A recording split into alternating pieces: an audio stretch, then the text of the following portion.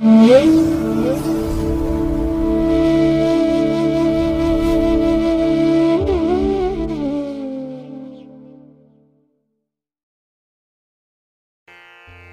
ಮಹಾಗಣಪತಯೇ ನಮಃ. ಶ್ರೀ ಗುರುಭ್ಯೋ ನಮಃ. ಹರಿ ಓಂ. ಶ್ರುತಿ ಸ್ಮೃತಿ ಪುರಾಣಾನಾಂ ಆಲಯಂ ಕರುಣಾಲಯಂ ನಮಾಮಿ ಭಗವತ್ಪಾದ ಶಂಕರಂ ಲೋಕಶಂಕರಂ. ಪ್ರೀತಿಯ ವೀಕ್ಷಕ ಬಂಧುಗಳೇ, ತಮಗೆಲ್ಲರಿಗೂ ಸಿರಿಗನ್ನಡ ಸುದ್ದಿವಾಹಿನಿಗೆ ಸ್ವಾಗತ. ದಯಾಮಯನಾದಂಥ ಭಗವಂತನ ಅನುಗ್ರಹ ತಮ್ಮೆಲ್ಲರಿಗೆ ಪ್ರಾಪ್ತಿಯಾಗಲಿ, ತಮ್ಮೆಲ್ಲರ ಜೀವನ ಆರೋಗ್ಯದಾಯಕವಾಗಿರಲಿ, ಸಂತೃಪ್ತಿದಾಯಕವಾಗಿರಲಿ ಎಂದು ಭಗವಂತನಲ್ಲಿ ಪ್ರಾರ್ಥನೆಯನ್ನು ಮಾಡ್ತಾ ಈ ದಿನದ ಪಂಚಾಂಗ ಫಲವನ್ನು ನೋಡೋಣ. ಹಾಗೆ ದ್ವಾದಶ ರಾಶಿಯವರ ಗೋಚಾರ ಫಲಾಫಲಗಳು ಹೇಗಿವೆ ಅನ್ನೋದನ್ನು ಕೂಡ ತಿಳಿಯೋಣ. ಇನ್ನು ಈ ದಿನದ ವಿಶೇಷ ಕಾರ್ಯಕ್ರಮವನ್ನು ನಾವು ಪ್ರತ್ಯೇಕವಾಗಿ ನೋಡೋಣ ಬನ್ನಿ. ಈ ದಿನ ಹುಟ್ಟುಹಬ್ಬವನ್ನು ಆಚರಿಸ್ಕೊಳ್ತಾ ಇರುವಂಥ ತಮಗೆಲ್ಲರಿಗೂ ಕೂಡ ಹುಟ್ಟುಹಬ್ಬದ ಶುಭಾಶಯಗಳು. ಹಾಗೆ ಈ ದಿನಾಂಕದಂದು ವಿವಾಹವಾಗಿರುವಂಥ ದಂಪತಿಗಳಿಗೂ ಕೂಡ ವಿವಾಹ ವಾರ್ಷಿಕೋತ್ಸವದ ಶುಭಾಶಯಗಳನ್ನು ಹೇಳ್ತಾ ಭಗವಂತ ತಮಗೆಲ್ಲರಿಗೂ ಸಕಲ ಸನ್ಮಂಗಳಗಳನ್ನು ಕರುಣಿಸಲಿ ಅಂತ ಸಿರಿಗನ್ನಡ ಸುದ್ದಿವಾಹಿನಿಯ ಪರವಾಗಿ ಪ್ರಾರ್ಥಿಸುತ್ತೇನೆ. ಪ್ರೀತಿಯ ಬಂಧುಗಳೇ, ಈ ದಿನ 2025 ಮೇ ತಿಂಗಳ 8ನೇ ತಾರೀಕು ಬೃಹಸ್ಪತಿ ವಾಸರ ಅಂದರೆ ಗುರುವಾರ. ಈ ಗುರುವಾರದ ನಿತ್ಯ ಪಂಚಾಂಗ ಫಲ ಹೇಗಿದೆ ನೋಡೋಣ ಬನ್ನಿ. ಶ್ರೀ ವಿಶ್ವಾವಸು ನಾಮ ಸಂವತ್ಸರೆ, ಉತ್ತರಾಯಣೆ, ವಸಂತ ಋತು, ವೈಶಾಖ ಮಾಸ, ಶುಕ್ಲ ಪಕ್ಷದ ಏಕಾದಶಿಯ ತಿಥಿ ಈ ದಿನ ಇದೆ. ಈ ಏಕಾದಶಿ ಈ ದಿನ ಮಧ್ಯಾಹ್ನ 1:25 ಇರಲಿದೆ. ನಂತರ ದ್ವಾದಶಿಯ ತಿಥಿ ಆರಂಭ ಆಗುತ್ತೆ. ಈ ದಿನದ ನಕ್ಷತ್ರ ಉತ್ತರ ಫಲ್ಗುಣಿ ನಕ್ಷತ್ರ. ಇದು ಈ ದಿನ ರಾತ್ರಿ 9:55 ಇರಲಿದೆ. ನಂತರ ಹಸ್ತ ನಕ್ಷತ್ರ ಆರಂಭ ಆಗುತ್ತೆ. ಈ ದಿನದ ಕರ್ಣ ಪೂರ್ವಕರ್ಣ ಭದ್ರ ಅಥವಾ ವಿಷ್ಟಿ. ಇದು ಈ ದಿನ ಮಧ್ಯಾಹ್ನ 12:32 ಇರಲಿದೆ. ನಂತರ ಉತ್ತರ ಕರ್ಣ ಭವ ಆರಂಭ ಆಗುತ್ತೆ. ಈ ದಿನದ ಯೋಗ ಹರ್ಷಣ ಯೋಗ. ಇದು ಈ ದಿನ ರಾತ್ರಿ 1:55 ಇರಲಿದೆ. ನಂತರ ವಜ್ರ ಯೋಗ ಆರಂಭ ಆಗುತ್ತೆ. ಈ ದಿನ ದಿಕ್ಷೂಲೆ ಇರುವಂಥದ್ದು ದಕ್ಷಿಣ ದಿಕ್ಕಿಗೆ. ಇನ್ನು ಈ ದಿನ ಸೂರ್ಯ ಇರುವಂಥ ರಾಶಿ ಮೇಷ, ಚಂದ್ರ ಇರುವಂಥ ರಾಶಿ ಕನ್ಯಾ. ಹಾಗೆ ಈ ದಿನ ರಾಹುಕಾಲ ಇರುವಂಥ ಸಮಯ ಈ ದಿನ ಮಧ್ಯಾಹ್ನ 1:55 ಮಧ್ಯಾಹ್ನ 3:30 ಗುಳಿಕ ಕಾಲ ಈ ದಿನ ಬೆಳಿಗ್ಗೆ 9:10 ಬೆಳಿಗ್ಗೆ 10:45 ಹಾಗೆ ಯಮಗಂಡ ಕಾಲ ಈ ದಿನ ಬೆಳಿಗ್ಗೆ 6:01 ಬೆಳಿಗ್ಗೆ 7:35 ಇರಲಿದೆ. ಇನ್ನು ಈ ದಿನ ದುಷ್ಟ ಮುಹೂರ್ತ ಇರುವಂಥ ಸಮಯ ಈ ದಿನ ಬೆಳಿಗ್ಗೆ 10:03 ಬೆಳಿಗ್ಗೆ 10:57 ಹಾಗೆ ಅಪರಾಹ್ನ 3:25 ಅಪರಾಹ್ನ 4:19 ದುಷ್ಟ ಮುಹೂರ್ತದ ಸಮಯ. ಹಾಗಾಗಿ ಈ ಸಮಯದಲ್ಲಿ ಯಾವುದೇ ಪ್ರಯಾಣವನ್ನಾಗಲಿ ಯಾವುದೇ ಶುಭ ಕಾರ್ಯಗಳನ್ನಾಗಲಿ ಆರಂಭ ಮಾಡಬೇಡಿ. ಏಕೆಂದರೆ ನೀವು ಯಾವುದೇ ಕೆಲಸ ಕಾರ್ಯಗಳನ್ನು ಈ ದುಷ್ಟ ಮುಹೂರ್ತ ಇರುವಂಥ ಸಮಯದಲ್ಲಿ ಆರಂಭ ಮಾಡಿದರೆ ಅದರಿಂದ ಬರುವಂತಹ ಫಲಿತಾಂಶಗಳು ಅಷ್ಟೊಂದು ಅನುಕೂಲಕರವಾಗಿ ಇರೋದಿಲ್ಲ. ಆದ್ದರಿಂದಲೇ ಈ ದುಷ್ಟ ಮುಹೂರ್ತವನ್ನು ಅವಾಯ್ಡ್ ಮಾಡುವಂಥದ್ದು ತುಂಬ ಉತ್ತಮ. ಇನ್ನು ಈ ದಿನ ಅಭಿಜಿತ್ ಮುಹೂರ್ತ ಇರುವಂಥ ಸಮಯ ಈ ದಿನ ಬೆಳಿಗ್ಗೆ 11:50 ಮಧ್ಯಾಹ್ನ 12:44 ಅಭಿಜಿತ್ ಮುಹೂರ್ತ ಇರುವಂಥ ಸಮಯ. ಇನ್ನು ಈ ದಿನ ವಿಶೇಷವಾಗಿ ಅಮೃತ ಕಾಲ ಇರುವಂಥ ಸಮಯ ಈ ದಿನ ಮಧ್ಯಾಹ್ನ 12:43 ಮಧ್ಯಾಹ್ನ 2 ಅಮೃತ ಕಾಲದ ಸಮಯ. ಇನ್ನು ಈ ದಿನ ಸೂರ್ಯೋದಯ ಆಗುವಂಥ ಸಮಯ ಈ ದಿನ ಪ್ರಾತಃ ಕಾಲ 5:55 ಸೂರ್ಯಾಸ್ತ ಸಂಜೆ 6:34. ಇನ್ನು ಈ ದಿನ ಚಂದ್ರನ ಬಲ ಇರುವಂಥ ರಾಶಿಗಳು ಅಂತ ಹೇಳಿದ್ರೆ ಮೇಷ, ಕರ್ಕಾಟಕ, ಕನ್ಯಾ, ವೃಶ್ಚಿಕ, ಧನಸ್ಸು ಮತ್ತು ಮೀನ. ಈ 6 ರಾಶಿಯವರಿಗೆ ಗೋಚಾರದಲ್ಲಿ ಚಂದ್ರನಿಂದ ಶುಭ ಫಲಗಳ ಯೋಗ ಇರುತ್ತೆ.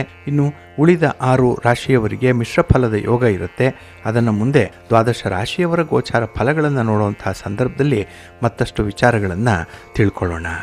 ಇನ್ನು ಈ ದಿನದ ಹೊರಾದ ಅಧಿಪತಿ ಗುರು ಅಂತ ಹೇಳಿದ್ರೆ ಬಹಳ ವಿಶೇಷವಾಗಿ ನಾವು ಜ್ಯೋತಿಷ್ಯ ಶಾಸ್ತ್ರದಲ್ಲಿ ಗಮನಿಸುವಂಥ ಗ್ರಹ ಇದು. ಹಾಗಾಗಿನೇ ಜ್ಞಾನಕ್ಕೆ, ನ್ಯಾಯಕ್ಕೆ, ಶ್ರದ್ಧೆಗೆ, ಸದ್ಗುಣಕ್ಕೆ, ಗೌರವಕ್ಕೆ, ಧರ್ಮಕ್ಕೆ, ಭಾಗ್ಯಕ್ಕೆ, ಪಾಂಡಿತ್ಯಕ್ಕೆ ಕಾರಕನಾಗಿರುವಂಥ ಗುರುವಿನಿಂದ ಈ ದಿನ ವಿಶೇಷ ಫಲಗಳು ಸಿಕ್ಕತ್ತೆ. ಹಾಗಾಗಿ ಈ ದಿನ ಗುರು ನಮಗೆ ಮಾರ್ಗದರ್ಶನವನ್ನು ನೀಡುವುದರ ಜೊತೆಗೆ ನಮ್ಮ ಕೆಲಸ ಕಾರ್ಯಗಳು ಯಶಸ್ವಿಯಾಗಲಿಕ್ಕೆ ಅನುಗ್ರಹವನ್ನು ಕೂಡ ಮಾಡ್ತಾನೆ. ಹಾಗಾಗಿ ಗುರುವಿನ ಅನುಗ್ರಹ ಇದ್ದರೆ ಎಂಥ ಕೆಲಸವನ್ನು ಕೂಡ ಸಾಧನೆ ಮಾಡಲಿಕ್ಕೆ ನಮ್ಮ ಪುರಾಣಗಳಲ್ಲಿ ಸಾಕಷ್ಟು ಉದಾಹರಣೆಗಳನ್ನು ನಾವು ಸ್ಮರಿಸ್ಕೊಳ್ಬೋದು. ಹಾಗೆ ಈ ದಿನ ಕೆಲಸ ಕಾರ್ಯಗಳನ್ನು ಗುರುಹೋರದಲ್ಲಿ ಆರಂಭ ಮಾಡಿದ್ರೆ ಅತ್ಯುತ್ತಮವಾದ ಫಲಗಳು ಸಿಕ್ಕತ್ತೆ. ಅದರಲ್ಲೂ ಈ ದಿನ ಬೃಹಸ್ಪತಿ ಜಯಂತಿ ಇರುವಂಥದ್ದು, ಅಂದರೆ ಗುರುವಿನ ಜಯಂತಿ ಈ ದಿನ. ಹಾಗಾಗಿನೇ ಈ ದಿನ ಮತ್ತಷ್ಟು ವಿಶೇಷತೆಯಿಂದ ಕೂಡಿರುವಂಥದ್ದು. ಆದರೆ ಈ ದಿನದ ಗುರುಹೋರದ ಸಂದರ್ಭದಲ್ಲಿ ಮಧ್ಯಾಹ್ನದಲ್ಲಿ ರಾಹುಕಾಲದ ಸಮಯ ಇರುತ್ತೆ. ಇದನ್ನು ಸ್ವಲ್ಪ ನೋಡಿಕೊಂಡು ಅನುಸರಣೆ ಮಾಡಬೇಕಾಗತ್ತೆ. ಹಾಗಾಗಿ ಈ ದಿನ ಗುರುಹೋರ ಇರುವಂಥ ಸಮಯ ಈ ದಿನ ಬೆಳಿಗ್ಗೆ 5 ಗಂಟೆ 56 ನಿಮಿಷದಿಂದ ಬೆಳಿಗ್ಗೆ 6 ಗಂಟೆ 59 ನಿಮಿಷದವರೆಗೆ. ಇನ್ನು ಮಧ್ಯಾಹ್ನ 1 ಗಂಟೆ 19 ನಿಮಿಷದಿಂದ ಮಧ್ಯಾಹ್ನ 2 ಗಂಟೆ 22 ನಿಮಿಷದವರೆಗೆ. ಹಾಗೆ ರಾತ್ರಿ 8 ಗಂಟೆ 29 ನಿಮಿಷದಿಂದ ರಾತ್ರಿ 9 ಗಂಟೆ 26 ನಿಮಿಷದವರೆಗೆ ಗುರುಹೋರ ಇರುವಂಥ ಸಮಯ. ಇದನ್ನು ಸ್ವಲ್ಪ ನೋಡಿಕೊಂಡು ಅನುಸರಣೆ ಮಾಡಿ ಒಳ್ಳೆಯದಾಗತ್ತೆ. ಹಾಗೆ ಈ ದಿನ ಇರುವಂಥ ಶನಿ ಹೊರ ಸ್ವಲ್ಪ ಕೆಲಸ ಕಾರ್ಯಗಳನ್ನು ನಿಧಾನಗೊಳಿಸುತ್ತೆ. ಹಾಗಾಗಿ ಪ್ರಮುಖವಾಗಿರುವಂತಹ ಕೆಲಸ ಕಾರ್ಯಗಳನ್ನು ಆದಷ್ಟು ಶನಿ ಹೊರದಲ್ಲಿ ಆರಂಭ ಮಾಡಬೇಡಿ. ಇದು ಈ ದಿನ ಬೆಳಿಗ್ಗೆ 4 ಗಂಟೆ 59 ನಿಮಿಷದಿಂದ ಬೆಳಿಗ್ಗೆ 5 ಗಂಟೆ 56 ನಿಮಿಷದವರೆಗೆ. ಇನ್ನು ಮಧ್ಯಾಹ್ನ 12 ಗಂಟೆ 16 ನಿಮಿಷದಿಂದ ಮಧ್ಯಾಹ್ನ 1 ಗಂಟೆ 19 ನಿಮಿಷದವರೆಗೆ. ಹಾಗೆ ರಾತ್ರಿ 7 ಗಂಟೆ 32 ನಿಮಿಷದಿಂದ ರಾತ್ರಿ 8 ಗಂಟೆ 29 ನಿಮಿಷದವರೆಗೆ ಶನಿ ಹೊರ ಇರುವಂಥ ಸಮಯ. ಇದನ್ನು ಸ್ವಲ್ಪ ನೋಡಿಕೊಂಡು ಅವಾಯ್ಡ್ ಮಾಡಿ. ಹಾಗೆ ಈ ದಿನ ಇರುವಂಥ ಬುಧ ಹೊರ ಕೂಡ ಅಷ್ಟೊಂದು ಫೇವರಬಲ್ ಆಗಿಲ್ಲ. ಇದು ಕೂಡ ಅನಾನುಕೂಲಕರವಾಗಿ ಇರುವಂಥದ್ದು ವ್ಯಾಪಾರಸ್ಥರಿಗೆ, ವ್ಯವಹಾರಸ್ಥರಿಗೆ. ಹಾಗಾಗಿ ನಿಮ್ಮ ವ್ಯಾಪಾರಿ ಚಟುವಟಿಕೆಗಳನ್ನಾಗಲಿ, ಯಾವುದೇ ದಾಖಲೆ ಪತ್ರಗಳಿಗೆ ಸಹಿ ಮಾಡುವಂಥ ವಿಚಾರ ಆಗಲಿ, ವ್ಯಾಪಾರಿ ಸಂಬಂಧವಾಗಿ ಮಾಡುವಂಥ ಪ್ರಯಾಣವನ್ನಾಗಲಿ ಆದಷ್ಟು ಈ ದಿನ ಇರುವಂಥ ಬುಧ ಹೊರದಲ್ಲಿ ಮಾಡಬೇಡಿ. ಇನ್ನು ಆರ್ಬಿಟ್ರೇಷನ್ಗೆ, ಮೀಡಿಯೇಷನ್ಗೆ, ಪಾರ್ಟ್ನರ್ಶಿಪ್ ಡೀಡ್ಗೆ ಸಂಬಂಧಪಟ್ಟಂತಹ ವಿಚಾರಗಳಲ್ಲಿ ಯಾವುದೇ ತೀರ್ಮಾನಗಳನ್ನು ಕೂಡ ಈ ದಿನ ಇರುವಂಥ ಬುಧ ಹೊರದಲ್ಲಿ ತೆಗೆದುಕೊಳ್ಬೇಡಿ. ಬೇರೆ ಸಮಯ ಸೂಕ್ತವಾಗಿದೆ ಅದಕ್ಕೆ. ಹಾಗಾಗಿ ಬುಧ ಹೊರ ಇರುವಂಥ ಸಮಯ ಈ ದಿನ ಬೆಳಿಗ್ಗೆ 10 ಗಂಟೆ 9 ನಿಮಿಷದಿಂದ ಬೆಳಿಗ್ಗೆ 11 ಗಂಟೆ 12 ನಿಮಿಷದವರೆಗೆ. ಇನ್ನು ಸಂಜೆ 5 ಗಂಟೆ 32 ನಿಮಿಷದಿಂದ ಸಂಜೆ 6 ಗಂಟೆ 36 ನಿಮಿಷದವರೆಗೆ. ಹಾಗೆ ರಾತ್ರಿ 12 ಗಂಟೆ 16 ನಿಮಿಷದಿಂದ ರಾತ್ರಿ 1 ಗಂಟೆ 12 ನಿಮಿಷದವರೆಗೆ ಬುಧ ಹೊರ ಇರುವಂಥ ಸಮಯ. ಇದನ್ನು ಸ್ವಲ್ಪ ಅವಾಯ್ಡ್ ಮಾಡ್ಕೊಳ್ಳಿ, ಒಳ್ಳೆಯದಾಗುತ್ತೆ. ಅದೇ ರೀತಿ ಈ ದಿನ ಇರುವಂಥ ರವಿ ಹೊರ ತುಂಬ ಚೆನ್ನಾಗಿದೆ, ಹೈಲಿ ಫೇವರಬಲ್ ಆಗಿದೆ. ಅದರಲ್ಲೂ ರಾಜಕಾರಣಿಗಳಿಗೆ ಅತ್ಯುತ್ತಮವಾದಂತಹ ಸಮಯ ಇದು. ಯಾವುದೇ ಚಟುವಟಿಕೆಗಳನ್ನು ಆರಂಭ ಮಾಡಲಿಕ್ಕೆ, ಪ್ರಯಾಣವನ್ನು ಪ್ರಾರಂಭ ಮಾಡಲಿಕ್ಕೆ ಚೆನ್ನಾಗಿದೆ. ಇನ್ನು ಗಣ್ಯರನ್ನು ಭೇಟಿ ಮಾಡಬೇಕು, ಸರ್ಕಾರದ ಮಟ್ಟದ ಅಧಿಕಾರಿಗಳನ್ನು ಭೇಟಿ ಮಾಡಬೇಕು ಅಂದರೂ ಕೂಡ ಈ ದಿನ ರವಿ ಹೋರದಲ್ಲಿ ಪ್ರಯತ್ನ ಮಾಡಿ.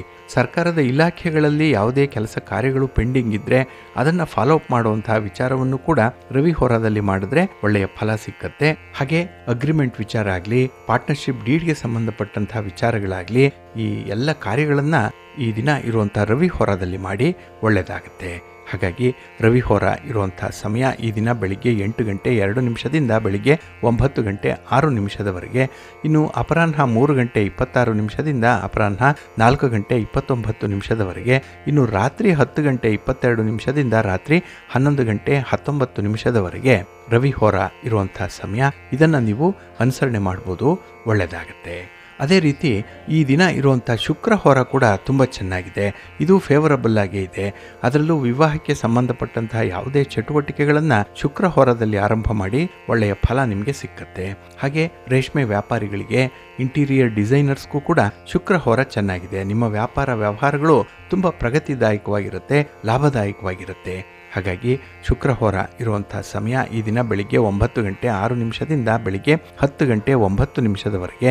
ಇನ್ನು ಅಪರಾಹ್ನ 4 ಗಂಟೆ 29 ನಿಮಿಷದಿಂದ ಅಪರಾಹ್ನ 5 ಗಂಟೆ 32 ನಿಮಿಷದವರೆಗೆ. ಇನ್ನು ರಾತ್ರಿ 11 ಗಂಟೆ 19 ನಿಮಿಷದಿಂದ ರಾತ್ರಿ 12 ಗಂಟೆ 16 ನಿಮಿಷದವರೆಗೆ ಶುಕ್ರ ಹೋರ ಇರುವಂಥ ಸಮಯ. ಇದನ್ನು ನೀವು ಅನುಸರಣೆ ಮಾಡಿ ಒಳ್ಳೆಯದಾಗುತ್ತೆ. ಹಾಗಾಗಿ ಬಂಧುಗಳೇ, ನಿಮ್ಮ ಕೆಲಸ ಕಾರ್ಯಗಳನ್ನು ಒಳ್ಳೆಯ ಸಮಯದಲ್ಲಿ ಆರಂಭ ಮಾಡಿ. ಅಂದರೆ ಪ್ರತಿನಿತ್ಯ ನೀವು ಒಳ್ಳೆಯ ಮುಹೂರ್ತ ಯಾವುದಿದೆ, ಒಳ್ಳೆಯ ಹೊರ ಯಾವುದಿದೆ, ಯಾವ ಕೆಲಸವನ್ನು ಯಾವಾಗ ಆರಂಭ ಮಾಡಬೇಕು ಅನ್ನುವಂಥದ್ದನ್ನು ನೀವು ನಿಷ್ಕರ್ಷೆ ಮಾಡಿಕೊಳ್ಬೇಕು. ಉತ್ತಮವಾದಂತಹ ಸಮಯದಲ್ಲಿ ಆರಂಭ ಮಾಡಿರುವಂಥ ಕಾರ್ಯ ಉತ್ತಮವಾದ ಫಲಿತಾಂಶವನ್ನೇ ಕೊಡುತ್ತೆ. A good beginning is half done ಅಂತಾರಲ್ಲ, ಆ ರೀತಿ ಒಳ್ಳೆಯ ಸಮಯದಲ್ಲಿ ಆರಂಭ ಆದ ಕೆಲಸ ಅರ್ಧ ಮುಗಿದಂತೆ, ಇನ್ನು ಅರ್ಧ ಮಾತ್ರ ನಿಮ್ಮ ಶ್ರಮದಿಂದ ಮುಂದುವರಿಯುವಂಥದ್ದು. ಹಾಗಾಗಿ ಕೆಲಸದ ಆರಂಭಿಕ ಸಮಯ ತುಂಬ ಮಹತ್ವಪೂರ್ಣವಾಗಿ ಇರುವಂಥದ್ದು. ಅದಕ್ಕಾಗಿಯೇ ನೀವು ಪ್ರತಿನಿತ್ಯ ಆಯಾ ದಿನದ ತಿಥಿ, ವಾರ, ನಕ್ಷತ್ರ, ಯೋಗ, ಕರಣ ಇವುಗಳನ್ನು ತಿಳ್ಕೊಳ್ತಾ ಇರಬೇಕು. ಅದಕ್ಕಾಗಿ ಪಂಚಾಂಗ ಶ್ರವಣ ಮಾಡಬೇಕು, ಪಂಚಾಂಗ ಪಠಣ ಮಾಡಬೇಕು. ಅದು ಸಾಧ್ಯ ಆಗಲಿಲ್ಲ ಅಂತ ಹೇಳಿದ್ರೆ ಸಿರಿಗನ್ನಡ ಸುದ್ದಿವಾಹಿನಿ ಪ್ರತಿನಿತ್ಯ ಪ್ರಸಾರ ಮಾಡುವಂಥ ಈ ಪಂಚಾಂಗದ ವಿವರಗಳನ್ನು ನೀವು ಅನುಸರಣೆ ಮಾಡಿ ನಿಮ್ಮ ಪ್ರಯತ್ನ ಯಶಸ್ವಿಯಾಗುತ್ತೆ. ನೀವು ಅಂದುಕೊಂಡಂಥ ಫಲಿತಾಂಶವನ್ನು ಪಡ್ಕೊಳ್ಳಿಕ್ಕೆ ಇದು ಸಹಕಾರಿಯಾಗಿರುತ್ತೆ, ಒಳ್ಳೆಯದಾಗತ್ತೆ. ಪ್ರೀತಿಯ ಬಂಧುಗಳೇ, ಈ ದಿನ ಬಹಳ ವಿಶೇಷವಾಗಿರುವಂಥ ದಿನ. ಈ ದಿನ ಏಕಾದಶಿಯ ತಿಥಿ ಇದೆ. ಈ ದಿನದ ಏಕಾದಶಿಯನ್ನ ಮೋಹಿನಿ ಏಕಾದಶಿ ಅಂತ ಹೇಳಿ ಕರೆಯುವಂಥದ್ದಿದೆ. ಹಾಗೆ ಈ ದಿನ ಬೃಹಸ್ಪತಿ ಜಯಂತಿ ಇರುವಂಥ ದಿನ. ವೈಶಾಖ ಮಾಸದ ಶುಕ್ಲ ಪಕ್ಷದ ಏಕಾದಶಿಯ ದಿನ ದೇವಗುರು ಬೃಹಸ್ಪತಿಯ ಜನ್ಮದಿನ. ಋಗ್ವೇದದ ಪ್ರಕಾರ ಬೃಹಸ್ಪತಿ ಆಂಗಿರಸ ಋಷಿಯ ಮಗ. ಬೃಹಸ್ಪತಿ ಶಿವನನ್ನು ಕುರಿತು ಪ್ರಭಾಸ ತೀರ್ಥ ನದಿಯ ತೀರದಲ್ಲಿ ತಪಸ್ಸನ್ನು ಮಾಡಿದಾಗ ಶಿವ ಬೃಹಸ್ಪತಿಗೆ ದೇವತೆಗಳ ಗುರುವಿನ ಸ್ಥಾನವನ್ನ, ಹಾಗೆ ನವಗ್ರಹಗಳಲ್ಲಿ ಉತ್ತಮವಾದಂತಹ ಸ್ಥಾನವನ್ನು ನೀಡಿದ್ದಾನೆ. ಅಸುರರ ಗುರು ಶುಕ್ರಾಚಾರ್ಯರು ಇವರ ಎದುರಾಳಿಯಾಗಿರ್ತಾರೆ. ಹಾಗೆ ಬೃಹಸ್ಪತಿ ಅಂತ ಹೇಳಿದ್ರೆ ಬೃಹದಾಕಾರ ಇರುವಂಥದ್ದು. ಹಾಗಾಗಿ ಈ 9 ಗ್ರಹಗಳಲ್ಲೇ ಗುರುಗ್ರಹ ತುಂಬ ಬೃಹದಾಕಾರವಾಗಿರುವಂಥದ್ದು, ತುಂಬ ವಿಸ್ತೀರ್ಣವುಳ್ಳಂತಹ ಗ್ರಹ ಇದು. ಹಾಗಾಗಿನೇ ಯಾವಾಗಲೂ ಕೂಡ ವಿಸ್ತಾರವಾಗುವಂಥ ಪ್ರಕೃತಿಯನ್ನು ಇದು ಸೂಚಿಸುತ್ತೆ. ಅಂದರೆ ನಮ್ಮ ಬೆಳವಣಿಗೆಯನ್ನು, ನಮ್ಮ ವಿಕಾಸವನ್ನು, ನಮ್ಮ ಸಮೃದ್ಧಿಯನ್ನು, ನಮ್ಮ ಅಭಿವೃದ್ಧಿಯನ್ನು ಗುರು ಸೂಚಿಸುವಂಥವನು. ಹಾಗಾಗಿ ಗುರುವಿನ ಅನುಗ್ರಹ ಇದ್ದರೆ ಎಂಥ ಕೆಲಸಗಳೂ ಕೂಡ ಪ್ರಗತಿದಾಯಕವಾಗಿ ಉತ್ತರೋತ್ತರ ಅಭಿವೃದ್ಧಿಯನ್ನು ಪಡೀಲಿಕ್ಕೆ ಸಾಧ್ಯವಾಗುತ್ತೆ. ಹಾಗೆ ಇದು ಅನಂತ ಸ್ಫೂರ್ತಿಯನ್ನು ನಮಗೆ ನೀಡುತ್ತೆ. ನಮ್ಮಲ್ಲಿ ಒಂದು ಆಶಾವಾದವನ್ನು ಸೂಚಿಸುತ್ತೆ. ಅಂದರೆ ಏನೋ ಒಂದು ಭರವಸೆಯ ಬೆಳಕನ್ನು ಗುರು ಸೂಚಿಸ್ತಾನೆ ಅನ್ನುವಂಥದ್ದು. ಹಾಗಾಗಿನೇ ಈ ಗುರುವಿನ ಕಾರಕತ್ವವನ್ನು ನೋಡಿದ್ರೆ ನಿಮಗೆ ಗೊತ್ತಾಗುತ್ತೆ. ಯಾಕೆಂದರೆ ಗುರು ಇಲ್ಲಿ ಧರ್ಮಕ್ಕೆ ಕಾರಕನಾಗಿರುವಂಥವನು, ದೈವಕ್ಕೆ ಕಾರಕ, ಶ್ರದ್ಧೆಗೆ ಕಾರಕ, ಸದ್ಗುಣಕ್ಕೆ ಕಾರಕ, ಗಾಂಭೀರ್ಯಕ್ಕೆ ಕಾರಕನಾಗಿರುವಂಥವನು. ಇದೆಲ್ಲದರ ಹಿನ್ನೆಲೆಯನ್ನು ನೋಡಿದಾಗ ಗುರು ನಮಗೆ ಧರ್ಮವನ್ನು ಬೋಧಿಸ್ತಾನೆ, ತತ್ವಶಾಸ್ತ್ರವನ್ನು ಬೋಧಿಸ್ತಾನೆ, ನೀತಿ ಬೋಧನೆಯನ್ನು ನೀಡ್ತಾನೆ, ಏಕತೆಯ ನೀತಿಯ ಪಾಠವನ್ನು ಕಲಿಸುವಂಥವನು ಗುರು. ಹಾಗಾಗಿನೇ ಬೃಹಸ್ಪತಿ ದೈವಿಕ ನಿಯಮ ಹಾಗೆ ಮಾನವ ನಿರ್ಮಿತ ನಿಯಮಗಳ ಬೋಧಕನೂ ಕೂಡ ಆಗಿರುವಂಥವನು. ಇಲ್ಲಿ ದೇವತೆಗಳಿಗೆ ಸಮಸ್ಯೆಗಳು ಉಂಟಾದಾಗ ಬೃಹಸ್ಪತಿಯ ಸಲಹೆಯನ್ನು ಕೋರ್ತಾ ಇದ್ರು ಅನ್ನುವಂಥ ಉಲ್ಲೇಖಗಳಿದೆ.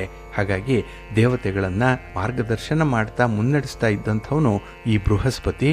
ಇದರ ಜೊತೆಗೆ ಬೃಹಸ್ಪತಿ ತನ್ನ ಪ್ರೀತಿ ಪಾತ್ರರಿಗೆ ಐಶ್ವರ್ಯವನ್ನು ಮತ್ತು ಸಂತಾನ ಶಕ್ತಿಯೊಂದಿಗೆ ಅನುಗ್ರಹವನ್ನು ಉಂಟು ಮಾಡ್ತಾನೆ ಅನ್ನುವಂಥ ಒಂದು ಉಲ್ಲೇಖ ಕೂಡ ಇದೆ. ಹಾಗಾಗಿ ಎಲ್ಲ ನವಗ್ರಹಗಳಲ್ಲಿ ಬೃಹಸ್ಪತಿ ಅತ್ಯಂತ ಉಪಕಾರಿಯಾದಂತಹ ಗ್ರಹ ಅಂತಲೇ ಪರಿಗಣಿಸಲ್ಪಟ್ಟಿರುವಂಥದ್ದು ಈ ಕಾರಣಕ್ಕಾಗಿಯೇ. ಕೆಲವರಿಗೆ ನೋಡಿ ಯಾವುದೇ ರೀತಿಯ ಜ್ಞಾನ ಇಲ್ಲ, ಅರಿವು ಇಲ್ಲ, ಅಂಥ ವಿಚಾರ ಅಂತ ಹೇಳಿದ್ರೆ ಅದನ್ನು ಕೂಡ ಈ ಬೃಹಸ್ಪತಿ ಕಲಿಸ್ತಾನೆ. ಹಾಗಾಗಿನೇ ಬೃಹಸ್ಪತಿ ಈ ಗ್ರಹಗಳ ಗಣದ ಅಧಿಪತಿ, ಗಣಪತಿಯೂ ಕೂಡ ಆಗಿರ್ತಾನೆ ಅನ್ನುವಂಥ ಒಂದು ಉಲ್ಲೇಖ ಇದೆ. ಹಾಗಾಗಿನೇ ಗ್ರಹಗಳ ನಾಯಕ ಈ ಬೃಹಸ್ಪತಿ. ಇಲ್ಲಿ ಗುರು ಬುದ್ಧಿವಂತಿಕೆಯ ಮತ್ತು ಅಲಂಕಾರಿಕ ದೇವರು ಅಂತ ಹೇಳಿ ಪರಿಗಣಿಸಲ್ಪಟ್ಟಿರುವಂಥದ್ದು. ಹಾಗಾಗಿ ಈ ಬೃಹಸ್ಪತಿಗೆ ಹಲವಾರು ಸೂತ್ರಗಳನ್ನು ರಚಿಸಿದ್ದಾರೆ. ಅದರಲ್ಲೂ ಈ ಬೃಹಸ್ಪೃತ್ಯ ಅನ್ನುವಂಥ ಸೂತ್ರ ಬಹಳ ಮುಖ್ಯವಾಗಿ ಇರುವಂಥದ್ದು. ಇಲ್ಲಿ ಬೃಹಸ್ಪತಿಯ ಸ್ವರೂಪವನ್ನು ನೋಡಿದ್ರೆ ಬೃಹಸ್ಪತಿ ಚಿನ್ನದ ಬಣ್ಣವನ್ನು ಹೊಂದಿರುವಂಥವನು, ಹಳದಿಯ ಬಣ್ಣ ಮತ್ತು ಕೋಲು ಮತ್ತು ಕಮಲಗಳನ್ನು ಮತ್ತು ಮಣಿಯನ್ನು ಹಿಡ್ಕೊಂಡಿರುವಂಥವನು. ಆ ರೀತಿ ಚಿತ್ರಿಸಲಾಗಿರುವಂಥದ್ದು ಬೃಹಸ್ಪತಿಯನ್ನು. ಹಾಗೆ ವೈದಿಕ ಜ್ಯೋತಿಷ್ಯದಲ್ಲಿ ಬೃಹಸ್ಪತಿ ಸೌರವ್ಯೂಹದ ಅತಿ ದೊಡ್ಡ ಗ್ರಹವಾದಂತಹ ಗುರುವನ್ನು ಉಲ್ಲೇಖಿಸುವಂಥದ್ದು. ಇಲ್ಲಿ ಹಿಂದೂ ಧರ್ಮ ಗ್ರಂಥಗಳಲ್ಲಿ ದೇವಗುರು ಬೃಹಸ್ಪತಿ ಮಹಾನ್ ಬುದ್ಧಿವಂತಿಕೆಗೆ, ತಂತ್ರಗಳಿಗೆ, ಆಚರಣೆಗಳಿಗೆ, ಮಂತ್ರಗಳಿಗೆ ಮತ್ತು ಪಠಣಗಳಿಗೆ ಪ್ರಮುಖ ಅನ್ನುವಂಥ ಉಲ್ಲೇಖ. ಜೊತೆಗೆ ಬೃಹಸ್ಪತಿ ಈ 9 ಗ್ರಹಗಳಿಗೆ ಅತ್ಯಂತ ಉಪಕಾರಿಯಾಗಿರುವಂಥ, ಅತ್ಯಂತ ಪ್ರಮುಖವಾಗಿರುವಂಥ ಗ್ರಹಗಳಲ್ಲಿ ಒಂದು ಅನ್ನುವಂಥ ಒಂದು ಪಟ್ಟವನ್ನು ಕಟ್ಟಿಸ್ಕೊಂಡಿರುವಂಥವನು. ಹಾಗಾಗಿ ಈ ಗುರುವಾರವನ್ನು ಈ ಗುರುವಿನ ಹೆಸರಿನಲ್ಲೇ ಇಡಲಾಗಿರುವಂಥದ್ದು. ಅದರಲ್ಲೂ ಈ ಗುರುವಾರವೇ ಬೃಹಸ್ಪತಿ ಜಯಂತಿ ಬಂದಿರುವಂಥದ್ದು ಮತ್ತು ವಿಶೇಷ. ಹಾಗೆ ಒಂದು ಕುಟುಂಬದಲ್ಲಿ ಸಂತೋಷ, ಕುಟುಂಬದ ಸದಸ್ಯರಿಗೆ ಒಂದು ಕೆಲಸ ಕಾರ್ಯಗಳಾಗಲಿ, ಬುದ್ಧಿವಂತಿಕೆಯಾಗಲಿ ಮತ್ತು ಸಮೃದ್ಧಿಯಾಗಲಿ ಇದನ್ನು ಕೊಡಬೇಕು ಅಂತ ಹೇಳಿದ್ರೆ ಗುರುವಿನ ಅನುಗ್ರಹ ಬೇಕೇ ಬೇಕು. ಹಾಗಾಗಿನೇ ಗುರುವನ್ನು ಜನ ಹೆಚ್ಚು ಪ್ರೀತಿಸುವಂಥದ್ದು ಈ ಕಾರಣಕ್ಕಾಗಿಯೇ. ಹಾಗೆ ಈ ಗುರುವನ್ನು ವಾಕ್ಪತಿ ಅಂತ ಹೇಳಿ ಕೂಡ ಕರೆಯುವಂಥದ್ದಿದೆ, ಮಾತಿಗೆ ಅಧಿಪತಿ. ಹಾಗಾಗಿನೇ ಈ ಶತಪಥ ಬ್ರಾಹ್ಮಣದಲ್ಲಿ ಗುರುವನ್ನು ದೇವತೆಗಳ ಪುರೋಹಿತ ಅಂತ ಹೇಳೇ ಕರೆಯುವಂಥದ್ದು. ಇನ್ನು ಋಗ್ವೇದದಲ್ಲಿ ಗುರು ಬೃಹಸ್ಪತಿಯನ್ನು ಕವಿಂ ಕವಿನಾಮ್ ಅಂತ ಹೇಳಿ ಕರೀತಾರೆ. ಏಕೆಂದರೆ ಹಲವಾರು ವಿಚಾರಗಳಲ್ಲಿ ಬಲವಾದ ನಂಬಿಕೆಗಳನ್ನು ಹೊಂದಿದ್ದು ಆಳವಾದ ಚಿಂತಕರಾಗಿದ್ದರು ಗುರು ಅನ್ನುವಂಥ ಉಲ್ಲೇಖ ಇದೆ. ಹಾಗಾಗಿನೇ ಅತ್ಯಂತ ಜ್ಞಾನವನ್ನು ಹೊಂದಿರುವಂತಹ ವ್ಯಕ್ತಿ ಅಂತ ಹೇಳಿದ್ರೆ ಅದು ಗುರು ಮಾತ್ರ. ಅಸುರರ ವಿರುದ್ಧ ದೇವತೆಗಳ ಪ್ರತಿಯೊಂದು ಯೋಜನೆ ಬೃಹಸ್ಪತಿಯ ಮನಸ್ಸಿನಿಂದ ಹುಟ್ಟಿಕೊಂಡಿತು ಅನ್ನುವಂಥ ಒಂದು ಉಲ್ಲೇಖ ಇದೆ. ಇನ್ನು ಬೃಹಸ್ಪತಿಯ ಜನ್ಮ ವೃತ್ತಾಂತವನ್ನು ತಿಳ್ಕೊಳ್ಳುವಂಥದ್ದು ತುಂಬ ಆಕರ್ಷಣೀಯವಾಗಿರುವಂಥ ವಿಚಾರ. ಇಲ್ಲಿ ಋಷಿ ಆಂಗಿರಸರ 3 ಪುತ್ರರಲ್ಲಿ ಈ ಬೃಹಸ್ಪತಿ ಒಬ್ಬರು. ಬ್ರಹ್ಮದೇವರ ಮನಸ್ಸಿನಿಂದ ಹುಟ್ಟಿದಂತಹ ಪುತ್ರರಲ್ಲಿ ಬೃಹಸ್ಪತಿ ಒಬ್ಬರು. ಗರ್ಭಾವಸ್ಥೆಯಲ್ಲಿ ಅವನ ತಾಯಿ ಶ್ರದ್ಧಾ ಋಷಿ ಆಂಗಿರಸರಿಗೆ ನಂಬಿಕೆ ಇಲ್ಲದ ಕಾರಣ ಸತ್ತ ಮಗುವಿನ ಜನನಕ್ಕೆ ಕಾರಣ ಆಗುತ್ತೆ. ಆದ್ದರಿಂದ ಅವಳು ಕ್ಷಮೆಯನ್ನು ಯಾಚಿಸ್ತಾಳೆ. ಮತ್ತು ಋಷಿ ಆಂಗಿರಸರನ್ನು ಪ್ರಾರ್ಥನೆ ಮಾಡ್ತಾಳೆ. ಅವಳ ಪಾಪಗಳನ್ನು ಕ್ಷಮಿಸಿದಂತಹ ನಂತರ ಅವರು ತಮ್ಮ ಸ್ವಂತ ಜೀವನವನ್ನು ಮಗುವಿಗೆ ಧಾರೆ ಎರೀತಾರೆ. ನಂತರ ಅವರು ಅತ್ಯಂತ ಬುದ್ಧಿವಂತ ಮತ್ತು ಬೌದ್ಧಿಕ ಋಷಿಯಾದಂತಹ ಬೃಹಸ್ಪತಿಯಾಗಿ ಪರಿವರ್ತನೆ ಆಗ್ತಾರೆ. ಇಲ್ಲಿ ಪುರಾಣಗಳ ಪ್ರಕಾರ ದೇವಗುರು ಬೃಹಸ್ಪತಿಗೆ ಶುಭ ಮತ್ತು ತಾರಾ ಅನ್ನುವಂಥ 2 ಪತ್ನಿಯರಿರ್ತಾರೆ. ಇಲ್ಲಿ ದೇವಿ ಶುಭ ಇವರಿಂದ 7 ಜನ ಹೆಣ್ಣು ಮಕ್ಕಳು ಹುಡ್ತಾರೆ. ಇಲ್ಲಿ ಭಾನುಮತಿ, ಹವಿಷ್ಮತಿ, ಮಾಹಿಷ್ಮತಿ, ಮಹಾಮಾತೆ, ಅರ್ಚಿಸ್ಮತಿ, ಸಿನಿವಾಲಿ ಮತ್ತು ರಾಕ ಅನ್ನುವಂಥ 7 ಹೆಣ್ಣು ಮಕ್ಕಳು. ಹಾಗೆ ಅವರ 2ನೇ ಪತ್ನಿ ದೇವಿ ತಾರಾರಿಂದ 7 ಗಂಡು ಮಕ್ಕಳನ್ನು ಮತ್ತು 1 ಹೆಣ್ಣು ಮಗಳನ್ನು ಪಡ್ಕೊಳ್ತಾರೆ. ಅವರಿಗೆ ಮಮತೆಯಿಂದ ಹುಟ್ಟಿರುವಂಥ 2 ಗಂಡು ಮಕ್ಕಳು ಅಂತ ಹೇಳಿದ್ರೆ ಕಚ ಮತ್ತು ಭಾರದ್ವಾಜ. ಜ್ಯೋತಿಷ್ಯ ಶಾಸ್ತ್ರದ ಪ್ರಕಾರ ಈ ಬೃಹಸ್ಪತಿಯನ್ನು ನಾವು ನೋಡೋದಾದರೆ ಈ ಬೃಹಸ್ಪತಿಯನ್ನೇ ಗುರುಗ್ರಹ ಅಂತ ಹೇಳಿ ಕರೆಯುವಂಥದ್ದು. ಇಲ್ಲಿ ಗುರು ಧನುರಾಶಿ ಮತ್ತು ಮೀನರಾಶಿಗಳನ್ನು ಆಳುವಂಥವನು, ಮತ್ತು ಕರ್ಕಾಟಕದಲ್ಲಿ ಉಚ್ಚ ಸ್ಥಾನವನ್ನು ಮತ್ತು ಮಕರ ರಾಶಿಯಲ್ಲಿ ನೀಚ ಸ್ಥಾನವನ್ನು ಹೊಂದುವಂಥವನು ಗುರು. ಇದರ ಜೊತೆಗೆ ಸೂರ್ಯ, ಚಂದ್ರ ಮತ್ತು ಕುಜ ಇವರು ಮಿತ್ರರಾಗಿರ್ತಾರೆ, ಪ್ರೀತಿ ಪಾತ್ರರಾಗಿರ್ತಾನೆ. ಗುರುಗ್ರಹ ಒಂದು ರಾಶಿಯಿಂದ ಇನ್ನೊಂದು ರಾಶಿಗೆ ಸಾಗಲಿಕ್ಕೆ ಸರಿಸುಮಾರು 1 ವರ್ಷ ತೆಗೆದುಕೊಳ್ಳುತ್ತೆ. ಇದು ನಮ್ಮ ಸೌರವ್ಯೂಹದ ಅತಿ ದೊಡ್ಡ ಗ್ರಹವಾಗಿರೋದ್ರಿಂದ ಇದು ನಮ್ಮ ವ್ಯವಸ್ಥೆಯ ಮೇಲೆ ಹೆಚ್ಚಿನ ಪ್ರಭಾವವನ್ನು ಬೀರುತ್ತೆ ಅನ್ನುವಂಥದ್ದು ನಮ್ಮ ನಂಬಿಕೆ. ಹಾಗೆ ಜ್ಯೋತಿಷ್ಯ ಶಾಸ್ತ್ರದ ಪ್ರಕಾರ ಪ್ರತಿ 12 ವರ್ಷಗಳಲ್ಲಿ ವೈಯಕ್ತಿಕ ಅನುಭವದ ಘಟನೆಗಳು ಜೀವನದಲ್ಲಿ ಹೆಚ್ಚು ಪರಿಣಾಮವನ್ನು ಬೀರುತ್ತೆ ಗುರುವಿನಿಂದ ಅನ್ನುವಂಥದ್ರ ಉಲ್ಲೇಖ ಇದೆ. ಇಲ್ಲಿ ಜ್ಯೋತಿಷ್ಯದಲ್ಲಿ ಗುರು ಸಾಮಾನ್ಯವಾಗಿ ಬುದ್ಧಿವಂತಿಕೆಗೆ, ಸಮೃದ್ಧಿಗೆ, ಉತ್ತಮ ಆರೋಗ್ಯಕ್ಕೆ, ಅದೃಷ್ಟಕ್ಕೆ, ಸಕಾರಾತ್ಮಕತೆಗೆ, ಧರ್ಮಕ್ಕೆ, ಜನಪ್ರಿಯತೆಗೆ, ಶಾಂತಿ ಮತ್ತು ಸಂತೋಷಕ್ಕೆ ಸಂಬಂಧಪಟ್ಟಿರುವಂಥದ್ದು. ಇವೆಲ್ಲ ಗುರುವಿನ ಕಾರಕತ್ವಗಳು. ಹಾಗಾಗಿ ನಮ್ಮ ಜನ್ಮ ಕುಂಡಲಿಯಲ್ಲಿ ಗುರುವಿನ ಸ್ಥಾನವನ್ನು ಅವಲಂಬಿಸಿ ಜ್ಞಾನವನ್ನು ಪಡೆಯುವಂಥ ಸಾಮರ್ಥ್ಯವನ್ನು ನಾವು ಅರ್ಥ ಮಾಡ್ಕೊಳ್ಬೋದು. ಹಾಗೆ ಈ ರಾಕ್ಷಸರನ್ನು ಸೋಲಿಸಿ ದೇವತೆಗಳನ್ನು ರಕ್ಷಣೆ ಮಾಡೋದರಲ್ಲಿ ಗುರುವಿನ ಪಾತ್ರ ಬಹಳ ದೊಡ್ಡದಾಗಿದೆ. ಅದರಲ್ಲೂ ಈ ರಾಕ್ಷಸರ ಗುರು ಶುಕ್ರಾಚಾರ್ಯರು ಒಮ್ಮೆ ಧೂಮವ್ರತ ಅನ್ನುವಂಥ ಒಂದು ತಪಸ್ಸನ್ನು ಮಾಡ್ತಾ ಇದ್ರು. ಆ ಸಂದರ್ಭದಲ್ಲಿ ಗುರು ಶುಕ್ರನ ವೇಷದಿಂದ ರಾಕ್ಷಸರಲ್ಲಿಗೆ ಹೋಗಿ ಅವರಿಗೆ ನಾಸ್ತಿಕ್ಯವನ್ನು ಬೋಧನೆ ಮಾಡ್ತಾರೆ. ಇದರ ಫಲವಾಗಿ ರಾಕ್ಷಸ ಕುಲ ನಶಿಸಲಿಕ್ಕೆ ಆರಂಭ ಆಗುತ್ತೆ. ನಂತರ ತಪಸ್ಸನ್ನು ಮುಗಿಸಿದಂತಹ ಶುಕ್ರಾಚಾರ್ಯರು ಬಂದು ನಿಜ ಸ್ಥಿತಿಯನ್ನು ಅರಿತು ರಾಕ್ಷಸರಿಗೆ ಶಾಪವನ್ನು ಕೊಡ್ತಾರೆ ಅನ್ನುವಂಥ ಒಂದು ಉಲ್ಲೇಖ ಇದೆ. ಹಾಗೆ ಈ ದೈತ್ಯ ನಾಶಕ್ಕಾಗಿ ಸರಸ್ವತಿ ತೀರದಲ್ಲಿ ಬೃಹಸ್ಪತ್ಯಾಚಾರ್ಯರು ಮಹಾಯಾಗವೊಂದನ್ನು ಆಚರಿಸಿದ ಬಗ್ಗೆ ಮಹಾಭಾರತದಲ್ಲೂ ಕೂಡ ಒಂದು ಉಲ್ಲೇಖ ಇದೆ. ಹಾಗೆ ಈ ದೇವಗುರುವಾದಂತಹ ಬೃಹಸ್ಪತಿ ತುಂಬ ಸ್ವಾಭಿಮಾನಿ, ಅವಮಾನವನ್ನಾಗಲಿ ಅಗೌರವಗಳನ್ನಾಗಲಿ ಸಹಿಸಲಾರದಂಥವರು. ಹಾಗಾಗಿನೇ ಅವರು ಜೀವನದಲ್ಲಿ ಉತ್ಕೃಷ್ಟವಾದ ಮೌಲ್ಯಗಳನ್ನು ಕಲಿಸುವಂಥ ದೇವಗುರು ಆಗಿರುವಂಥದ್ದು. ಹಾಗೆ ಒಂದು ದಿನ ದೇವಸಭೆಗೆ ಗುರುಗಳು ಆಗಮಿಸಿದಂತಹ ಸಂದರ್ಭದಲ್ಲಿ ದೇವೇಂದ್ರ ಎದ್ದು ನಿಲ್ಲಲ್ಲ, ಅಂದರೆ ಗುರುಗಳಿಗೆ ಗೌರವವನ್ನು ಕೊಡಲ್ಲ. ಇದು ಗುರುವಿಗೆ ಸಹಿಸಲಿಕ್ಕೆ ಸಾಧ್ಯ ಆಗಲಿಲ್ಲ. ಯಾವ ಮಾತು ಆಡದೆ ಅವರು ಆ ಜಾಗವನ್ನು ಖಾಲಿ ಮಾಡ್ತಾರೆ. ಅಲ್ಲಿ ಬೃಹಸ್ಪತ್ಯಾಚಾರ್ಯರು ಎಲ್ಲಿ ಹೋದರು ಅಂತ ಹೇಳಿ ಯಾರಿಗೂ ಕೂಡ ತಿಳಿಯಲ್ಲ. ಈ ಗುರುವಿನ ಕೃಪಾದೃಷ್ಟಿ, ಮಂತ್ರ ಬಲ ಇಲ್ಲದಂತಹ ದೇವಗಣ ಸುಲಭವಾಗಿ ಅಸುರರಿಗೆ ಸೋತು ಹೋಯಿತು ಅನ್ನುವಂಥ ಒಂದು ಉಲ್ಲೇಖ ಇದೆ. ಹಾಗಾಗಿನೇ ಈ ಗುರುವಿನ ಕೃಪಾದೃಷ್ಟಿ ಇದ್ದರೆ ಮಾತ್ರ ನಮಗೆ ಒಂದು ಸಮೃದ್ಧಿಯ ಜೀವನ ಇರುತ್ತೆ.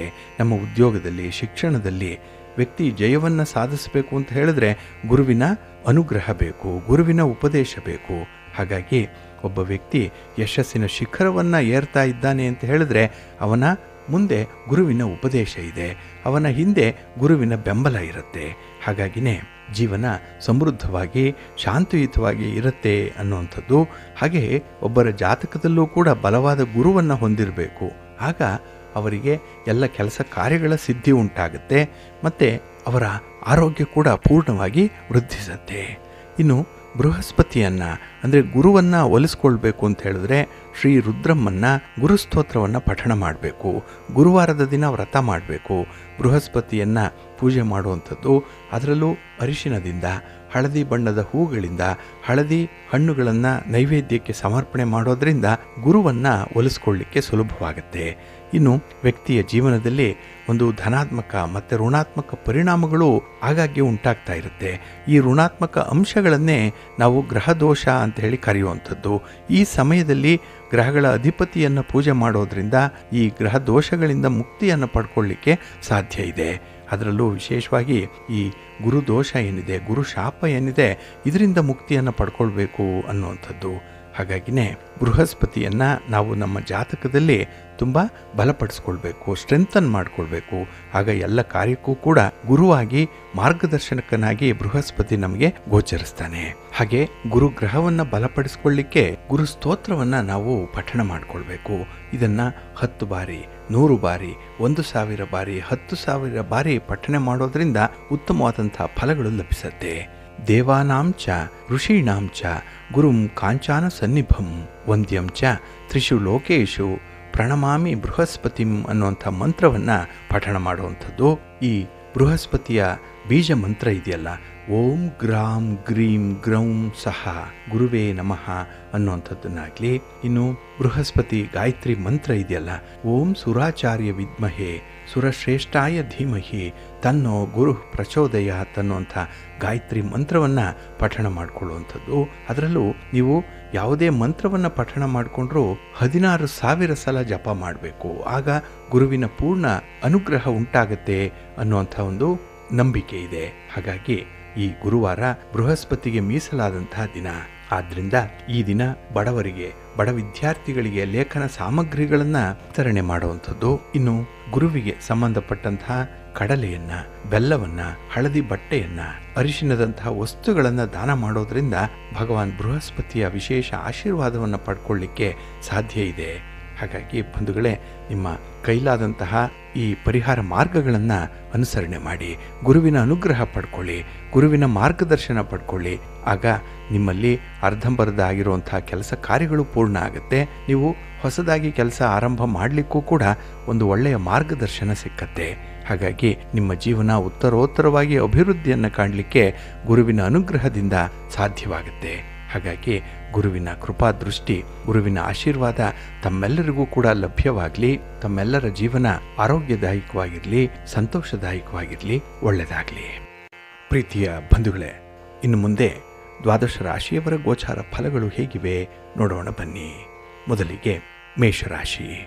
ಮೇಷರಾಶಿಯವರಿಗೆ ಈ ದಿನ 6ರ ಸ್ಥಾನದಲ್ಲಿ ಚಂದ್ರ ಇರುವಂತಹ ದಿನ, ಬಹಳ ವಿಶೇಷವಾದಂತಹ ದಿನ. ಅದರಲ್ಲೂ ಋಣಸ್ಥಾನದಲ್ಲಿ, ಶತ್ರುಸ್ಥಾನದಲ್ಲಿ, ರೋಗ ಸ್ಥಾನದಲ್ಲಿ ಚಂದ್ರ ಇದ್ದಾಗ ನಿಮ್ಮ ಕೆಲಸ ಕಾರ್ಯಗಳು ಸುಲಭವಾಗುತ್ತೆ. ಹಾಗೆ ಯಾವುದೇ ಕೆಲಸ ಕಾರ್ಯಗಳನ್ನು ನೀವು ಒಂದು ನಿರ್ದಿಷ್ಟವಾದಂಥ ರೀತಿಯಲ್ಲಿ ಮಾಡಲಿಕ್ಕಾಗಿ ಒಂದು ಹಣಿಸುವಂಥದ್ದು, ಅಂದರೆ ತುಂಬ ಒಂದು ತುದಿಗಾಲಿನಲ್ಲಿ ಕೆಲಸವನ್ನು ಮಾಡಲಿಕ್ಕೆ ಈ ದಿನ ನಿಂತಿರ್ತೀರಿ. ಹಾಗಾಗಿನೇ ಈ ದಿನ ಭಗವಂತನೇ ಒಂದು ಒಳ್ಳೆಯ ಉದ್ದೇಶಕ್ಕಾಗಿ ನಿಮಗೆ ಒಂದು ಒಳ್ಳೆಯ ಸನ್ನಿವೇಶವನ್ನು ಸೃಷ್ಟಿಸಿ ಕೊಟ್ಟಿರುವಂಥ ಸಂದರ್ಭ ಇದು. ಹಾಗಾಗಿ ಮುಂದೆ ನಿಮಗೆ ಒಳಿತಾಗುತ್ತೆ, ಒಳ್ಳೆಯ ಪ್ರಯತ್ನ ಇದು. ಇನ್ನು ಈ ದಿನದಲ್ಲಿ ಧೈರ್ಯಂ ಸರ್ವತ್ರ ಸಾಧನಂ ಅಂತ ಹೇಳುವಂಥದ್ದು ಹಿರಿಯರ ಮಾತು ತಮಗೆ ಗೊತ್ತಿದೆ. ಹಾಗಾಗಿನೇ ಧೈರ್ಯದಿಂದ ಕೆಲವು ಕೆಲಸಗಳನ್ನು ಈ ದಿನ ಮಾಡುವಂಥದ್ದು, ಹಾಗೆ ತೆಗೆದುಕೊಂಡಂಥ ನಿರ್ಣಯಗಳನ್ನು ಈ ದಿನ ಅನುಷ್ಠಾನ ಮಾಡುವಂಥದ್ದು, ಇದು ಬಹಳ ಒಂದು ಕ್ಲಿಷ್ಟಕರವಾದಂಥ ಸಂದರ್ಭ. ಅದನ್ನು ಕೂಡ ಈ ದಿನ ಬಹಳ ವಿಶೇಷ ರೀತಿಯಲ್ಲಿ ಮಾಡ್ತೀರಿ. ಒಂದು ಕೀರ್ತಿಯಾಗಲಿ, ಗೌರವವಾಗಲಿ, ಉತ್ತಮ ಸ್ಥಾನಮಾನಗಳಾಗಲಿ ಈ ದಿನ ನಿಮಗೆ ಸಿಕ್ಕುವಂಥ ಸಾಧ್ಯತೆ ಇದೆ. ಹಾಗೆ ಈ ದಿನ ಗ್ರಹಗತಿಗಳು ಬಹಳ ಸಂಯಮದಿಂದ ಇರಬೇಕು ಅಂತ ಹೇಳಿ ಒಂದು ಕಡೆ ಸೂಚಿಸ್ತಾ ಇದ್ದರೆ, ಮತ್ತೊಂದು ಕಡೆ ಅದೇ ಗ್ರಹಗತಿಗಳು ಉತ್ತಮವಾದಂಥ ಅನುಗ್ರಹವನ್ನು ನೀಡಿದೆ. ಹಾಗಾಗಿನೇ ಅರ್ಧಂಬರ್ಧ ಆಗಿರುವಂತಹ ಕೆಲಸಗಳು ಈ ದಿನ ಪೂರ್ಣ ಆಗುತ್ತೆ. ಹಾಗೆ ಬಹಳ ವಿಶೇಷ ಶೈಲಿಯಲ್ಲಿ ಕೆಲಸಗಳನ್ನು ಮಾಡುವಂಥದ್ದು, ಆದರೂ ಸ್ತ್ರೀಯರಲ್ಲಿ ಒಲಿದು ಬಂದಿರುವಂಥ ಒಂದು ವಿಶೇಷವಾದಂಥ ಪ್ರತಿಭೆ ಇದು. ಇದರಿಂದ ನಿಮ್ಮನ್ನು ನೀವು ಹೊಸ ಯೋಜನೆಗಳಲ್ಲಿ ತೊಡಗಿಸ್ಕೊಳ್ತೀರಿ. ಹೊಸತು ಈ ದಿನ ನಿಮಗೆ ಅನುಭವಕ್ಕೆ ಬರುತ್ತೆ. ಉತ್ತಮವಾದಂಥ ಫಲಿತಾಂಶಗಳು ನಿಮಗೆ ಸಿಕ್ಕತ್ತೆ, ಒಳ್ಳೆಯದಾಗತ್ತೆ. ನಿಮ್ಮ ಮನೆ ದೇವರನ್ನು ಸ್ಮರಣೆ ಮಾಡ್ತಾಯಿರಿ. ಹಾಗೆ ಭಕ್ತಿಯಿಂದ ಈ ದಿನ ವಿಷ್ಣು ಸಹಸ್ರನಾಮ ಸ್ತೋತ್ರವನ್ನು ಹೇಳ್ಕೊಳ್ಳಿ, ಒಳ್ಳೆಯದಾಗತ್ತೆ. ನಿಮ್ಮ ಅದೃಷ್ಟದ ಬಣ್ಣ ಕೆಂಪು, ಅದೃಷ್ಟದ ದಿಕ್ಕು ಪೂರ್ವ ದಿಕ್ಕು, ಅದೃಷ್ಟ ಸಂಖ್ಯೆ 1. ವೃಷಭ ರಾಶಿ. ವೃಷಭ ರಾಶಿಯವರಿಗೆ ಈ ದಿನ ಪಂಚಮದಲ್ಲಿ ಚಂದ್ರ ಇರುವಂಥ ದಿನ. ಹಾಗಾಗಿಯೇ ಕೆಲವು ಕೆಲಸ ಕಾರ್ಯಗಳಲ್ಲಿ ಮಿಶ್ರ ಫಲಗಳನ್ನು ಅನುಭವಿಸುವಂಥ ದಿನ. ನೀವು ಎಷ್ಟೇ ಪ್ರಯತ್ನ ಮಾಡಿದ್ರೂ ಕೂಡ ಒಂದೆರಡು ಕೆಲಸಗಳು ಪೂರ್ಣ ಆಗಲ್ಲ, ಯಾವುದೋ ಅಡೆತಡೆಗಳಿಂದ ಕೂಡಿರುವಂಥದ್ದು. ಇದರಿಂದ ಮಾಡಿದ್ದ ಕೆಲಸವನ್ನೇ ಮತ್ತೆ ಮತ್ತೆ ಮಾಡಬೇಕು. ಹಾಗೆ ಈ ದಿನದಲ್ಲಿ ಒಂದು ಶ್ರಮ ಕೂಡ ನಿಮಗೆ ನಿರರ್ಥಕವಾದಂಥ ಒಂದು ಸಾಧ್ಯತೆ ಕೂಡ ಇರುತ್ತೆ. ಅಂದರೆ ಈ ಕೆಲವು ಕೆಲಸಗಳಲ್ಲಿ ನಿಮಗೆ ಹೆಚ್ಚಿನ ಪರಿಶ್ರಮವನ್ನು ಹಾಕ್ತೀರಿ, ಆದರೆ ಫಲಗಳು ಈ ದಿನ ನಿಮಗೆ ಸಿಕ್ಕಲ್ಲ. ಹಾಗೆ ಈ ದಿನ ನೀವು ಈ ದಿನ ನೋವನ್ನು ಉಂಡ್ರೆ ಮುಂದೆ ಉತ್ತಮವಾದಂಥ ಫಲ ಇದೆ ಅನ್ನುವಂಥದ್ರ ಒಂದು ಅನುಭವಕ್ಕೆ ಬರುತ್ತೆ. ಕೈ ಕೆಸರಾದರೆ ಬಾಯಿ ಮೊಸರು ಅನ್ನುವಂಥದ್ದು ಸಾಬೀತಾಗುವಂಥ ಒಂದು ದಿನ ಇದು. ಹಾಗೆ ನಿಮ್ಮ ಆತ್ಮವಿಶ್ವಾಸ, ನಿಮ್ಮ ಸಂಯಮ ಎರಡೂ ಕೂಡ ಒಟ್ಟಾಗಿ ಕೆಲಸ ಮಾಡಿದ್ರೆ ಮಾತ್ರ ಒಂದು ಕ್ಲಿಷ್ಟವಾದ ಸನ್ನಿವೇಶವನ್ನು ಎದುರಿಸಲಿಕ್ಕೆ ಸಾಧ್ಯವಾಗುತ್ತೆ. ಹಾಗಾಗಿ ಕೆಲಸ ಮಾಡಲಿಕ್ಕೆ ಹಿಂದೆ ಮುಂದೆ ನೋಡಬೇಡಿ, ಸೋಮಾರಿತನ ಪಡಬೇಡಿ. ಈ ದಿನ ನಿಮ್ಮ ಒಂದು ಕೆಲಸವನ್ನು ಇರುವಂಥ ಅವಕಾಶದಲ್ಲೇ ಪೂರ್ಣ ಮಾಡುವಂಥ ಒಂದು ಪ್ರಯತ್ನ ಮಾಡಿ. ಇದ್ದುದರಲ್ಲೇ ನೀವು ಸಾಧನೆ ಮಾಡಿ ತೋರಿಸಬೇಕು. ಚಾಟಿ ಇಲ್ಲದೆ ಬುಗುರಿಯನ್ನು ತಿರುಗಿಸಬೇಕು ಅಂಥ ಒಂದು ಕಲೆಗಾರಿಕೆ ನಿಮಗೆ ಇದೆ. ಅಂತಹ ಸನ್ನಿವೇಶ ಕೂಡ ಒದಗಿ ಬಂದಿದೆ. ಅದನ್ನು ಹೇಗೆ ನಿಭಾಯಿಸ್ತೀರಿ ಅನ್ನೋಂಥದ್ರ ಮೇಲೆ ನಿಮ್ಮ ಒಂದು ಕೌಶಲ್ಯ, ನಿಮ್ಮ ಪ್ರತಿಭೆ ಅಡಗಿರುವಂಥದ್ದು. ಹಾಗೆ ಈ ದಿನ ಒಂದು ಹಣಕಾಸಿನ ವ್ಯವಹಾರದಲ್ಲಿ ಆತುರದ ನಿರ್ಣಯವನ್ನು ಕೈಗೊಳ್ಳುವಂಥ ಸಾಧ್ಯತೆ ಇದೆ. ಇಲ್ಲಿ ಹಣದ ಅಡಚಣೆ ಆಗುವಂಥದ್ದು, ಹಣದ ನಷ್ಟ ಉಂಟಾಗುವಂಥ ಸಾಧ್ಯತೆ ಇರುತ್ತೆ. ಸ್ವಲ್ಪ ಎಚ್ಚರಿಕೆಯಿಂದ ಇರಿ. ಹಾಗೆ ಹಿರಿಯರ ಸಲಹೆ, ಮಾರ್ಗದರ್ಶನ ಪಡೆಯುವಂಥದ್ದು ತುಂಬ ಸೂಕ್ತ. ಅದನ್ನು ಕಡೆಗಣಿಸಬೇಡಿ. ಯಾರೇ ಒಂದು ಮಾರ್ಗದರ್ಶನ ಮಾಡಿದ್ರೂ ಕೂಡ ಅದರಲ್ಲಿ ಏನಿದೆ, ಸಾಧಕ ಬಾಧಕಗಳ ಬಗ್ಗೆ ನಿಮ್ಮ ಅನಿಸಿಕೆ ಏನು, ಅಭಿಪ್ರಾಯ ಏನು ತಿಳಿದು ಮುಂದುವರಿರಿ. ಏಕಾಏಕಿ ಕೆಲವರ ಮಾತುಗಳನ್ನಾಗಲಿ ಕೆಲವರ ವಿಶೇಷವಾದಂಥ ಸಲಹೆಗಳನ್ನಾಗಲಿ ಮುಂದಕ್ಕೆ ಹಾಕಬೇಡಿ, ಮುಂದೂಡಬೇಡಿ. ನಿಮ್ಮ ಇಷ್ಟ ದೇವರನ್ನು ಆರಾಧನೆ ಮಾಡಿ. ಹಾಗೆ ಭಕ್ತಿಯಿಂದ ಆಂಜನೇಯ ಸ್ತೋತ್ರವನ್ನು ಹೇಳ್ಕೊಳ್ಳಿ, ಹನುಮಾನ್ ಚಾಲೀಸನ್ನು ಹೇಳ್ತಾ ಇರಿ, ಒಳ್ಳೆಯದಾಗತ್ತೆ. ನಿಮ್ಮ ಅದೃಷ್ಟದ ಬಣ್ಣ ಕೇಸರಿ, ಅದೃಷ್ಟದ ದಿಕ್ಕು ಈಶಾನ್ಯ ದಿಕ್ಕು, ಅದೃಷ್ಟ ಸಂಖ್ಯೆ 2. ಮಿಥುನ ರಾಶಿ. ಮಿಥುನ ರಾಶಿಯವರಿಗೆ ಈ ದಿನ ಚತುರ್ಥದಲ್ಲಿ ಚಂದ್ರ ಇರುವಂಥ ದಿನ. 4ನೇ ಮನೆಯಲ್ಲಿ ಚಂದ್ರ ಅಂದರೆ ಅಲ್ಲಿ ಸುಖಕ್ಕೆ ಸ್ವಲ್ಪ ಕೊರತೆ ಆಗುತ್ತೆ. ನಿಮ್ಮಿಂದ ನಿಮ್ಮ ತಾಯಿಯವರಿಗೆ ಅಥವಾ ಸ್ತ್ರೀ ವರ್ಗದವರಿಗೆ ಸ್ವಲ್ಪ ಒತ್ತಡ ಉಂಟಾಗುತ್ತೆ. ಹಾಗಾಗಿ ಎಲ್ಲವೂ ಕೂಡ ಶಾಂತವಾಗಿಯೇ ನಡೀತಾ ಇದ್ದಂತಹ ಒಂದು ಕೆಲಸದಲ್ಲಿ ಸ್ವಲ್ಪ ಅಶಾಂತಿಯ ವಾತಾವರಣ ಮೂಡುವಂಥದ್ದು ನಿಮ್ಮ ಮಾತಿನಿಂದ, ನಿಮ್ಮ ತೀರ್ಮಾನದಿಂದ, ನಿಮ್ಮ ಒಂದು ಅಭಿಪ್ರಾಯವನ್ನು ವ್ಯಕ್ತಪಡಿಸೋದ್ರಿಂದ. ಹಾಗಾಗಿ ಈ ದಿನ ನಿಮ್ಮಿಂದಲೇ ಕೆಲವು ಅನರ್ಥಗಳಾಗುತ್ತೆ, ಅದರಲ್ಲೂ ಆತುರಾತುರಕ್ಕೆ ತೆಗೆದುಕೊಳ್ಳುವಂಥ ಈ ನಿರ್ಧಾರಗಳಿಂದ. ಹಾಗಾಗಿ ಸ್ವಲ್ಪ ಸಮಾಧಾನದಿಂದ, ಸಾವಧಾನದಿಂದ ಇರುವಂಥದ್ದು ತುಂಬ ಮುಖ್ಯ. ಇನ್ನು ಈ ದಿನ ಗೆಲುವು ಬಹಳ ಹತ್ತಿರದಲ್ಲೇ ಇರುತ್ತೆ, ಆದರೆ ಅದನ್ನು ಮೈಮರೆಯುವಂಥ ಸಾಧ್ಯತೆ ಇರುತ್ತೆ. ಏಕೆಂದರೆ ಅತಿಯಾದ ಒಂದು ಕಾನ್ಫಿಡೆನ್ಸ್, ಓವರ್ ಕಾನ್ಫಿಡೆನ್ಸ್ ಈ ದಿನ ನಿಮಗೆ ಇಂಥ ಭಾರಿ ನಷ್ಟವನ್ನು ಉಂಟು ಮಾಡುತ್ತೆ. ಹಾಗಾಗಿ ಎಲ್ಲಿ ಎಷ್ಟು ಬೇಕೋ ಅಷ್ಟೇ ಆತ್ಮವಿಶ್ವಾಸ ಅನ್ನುವಂಥದ್ದು ಇರಬೇಕು. ಎಲ್ಲವನ್ನೂ ಕೂಡ ಹೊಸದಾಗಿ ಆರಂಭ ಮಾಡ್ತಾ ಇದ್ದೇನೆ, ಇದು ಹೊಸದಾದಂತಹ ಒಂದು ಉದ್ಯೋಗ, ನನಗೆ ಹೊಸ ಅನುಭವ ಅನ್ನುವಂಥ ರೀತಿಯಲ್ಲೇ ಈ ಹಳೆಯ ಕೆಲಸಗಳನ್ನು ಕೂಡ ನೀವು ಮುಂದುವರಿಸಬೇಕಾಗತ್ತೆ. ಆಗ ಮಾತ್ರ ಪ್ರತಿ ವಿಚಾರದಲ್ಲೂ ಕೂಡ ನಿಮ್ಮ ಆಸಕ್ತಿ, ನಿಮ್ಮ ಒಂದು ಕಾನ್ಸಂಟ್ರೇಷನ್ ಏನಿದೆ ಅದು ವಿಶೇಷವಾದ ಗಮನಕ್ಕೆ ಬರುತ್ತೆ.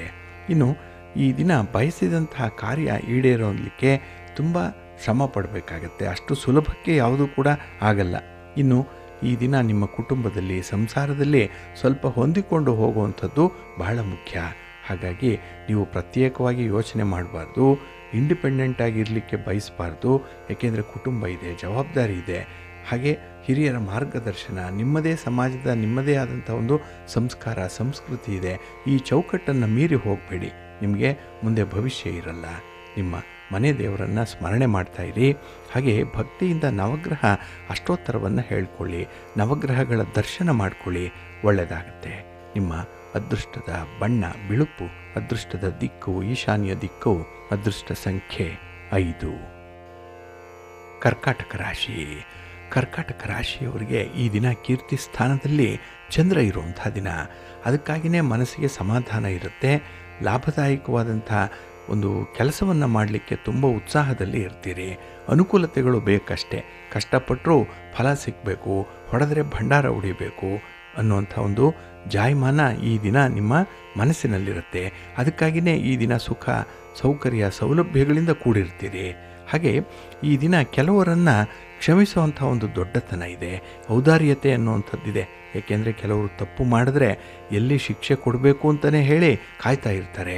ಆದರೆ ಈ ದಿನ ನೀವು ಅಂಥ ತಪ್ಪು ಮಾಡಿದವರನ್ನು ಕೂಡ ಕರೆದು ಎಲ್ಲಿ ತಪ್ಪಾಯಿತು, ಯಾಕೆ ಆಯಿತು, ಮುಂದೆ ಆ ರೀತಿ ಮಾಡದಂತೆ ಎಚ್ಚರಿಕೆಯ ತಿಳುವಳಿಕೆಯನ್ನು ಹೇಳುವಂಥ ಒಂದು ಹೃದಯ ವೈಶಾಲ್ಯತೆ ಇದೆ. ಇದು ನಿಮ್ಮ ಗೌರವವನ್ನು ಘನತೆಯನ್ನು ಹೆಚ್ಚು ಮಾಡುವಂಥ ಒಂದು ಪ್ರಯತ್ನ ಆಗುತ್ತೆ. ಹಾಗೆ ಈ ದಿನ ಕೆಲವು ಜನ ನಿಮ್ಮನ್ನು ಅಪಾರ್ಥ ಮಾಡಿಕೊಳ್ಳುವಂಥ ಸಾಧ್ಯತೆ ಇದೆ. ಏಕೆಂದರೆ ನಿಮ್ಮ ನಿಲುವು, ನಿಮ್ಮ ಅಭಿಪ್ರಾಯ, ನಿಮ್ಮ ಮುಂದಾಲೋಚನೆ ಅವರಿಗೆ ಅರ್ಥ ಆಗಲ್ಲ. ಹಾಗಾಗಿನೇ ಈ ದಿನ ತಪ್ಪು ಅಭಿಪ್ರಾಯದಿಂದ ನಿಮ್ಮ ಮೇಲೆ ದೋಷಾರೋಪಣೆಗಳನ್ನು ಮಾಡುವಂಥ ಒಂದು ಪ್ರಯತ್ನ ಕೂಡ ಇದೆ. ಆದರೆ ನಿಮ್ಮ ಒಳ್ಳೆಯತನದಲ್ಲಿ, ಒಳ್ಳೆಯ ಕೆಲಸ ಕಾರ್ಯಗಳಲ್ಲಿ ಅದು ಮರೆಯಾಗುವಂಥದ್ದು ಇದೆ. ಒಟ್ಟಾರೆ ಈ ದಿನ ನಿಮ್ಮ ಒಂದು ಪರಿಸ್ಥಿತಿಯೇ ಒಂದು ಮುಂಚೂಣಿಯಲ್ಲಿ ಇರುವಂಥದ್ದು. ಜೊತೆಗೆ ಕೆಲವೊಂದು ಕೆಲಸ ಕಾರ್ಯಗಳು ವಿಳಂಬ ಆದರೂ ಕೂಡ ಬಹಳ ಮುತುವರ್ಜಿಯಿಂದ ಅದನ್ನು ಮಾಡುವಂಥದ್ದು. ಇದರಿಂದ ಮಹಾಲಕ್ಷ್ಮಿ ಒಲಿದು ಬರ್ತಾಳೆ. ಏಕೆಂದರೆ ಕಷ್ಟಪಟ್ಟು ಕೆಲಸ ಮಾಡೋದರಿಂದ, ಹಾಗೆ ಕೆಲವೊಂದು ವಿಚಾರಗಳಲ್ಲಿ ಶಿಸ್ತನ್ನು, ಹಾಗೆ ಒಂದು ರೀತಿಯಲ್ಲಿ ನೈರ್ಮಲ್ಯವನ್ನು ಕಾಪಾಡಿಕೊಳ್ಳೋದ್ರಿಂದ ಉತ್ತಮವಾದಂಥ ಫಲಗಳು ಈ ದಿನ ಸಿಕ್ಕತ್ತೆ.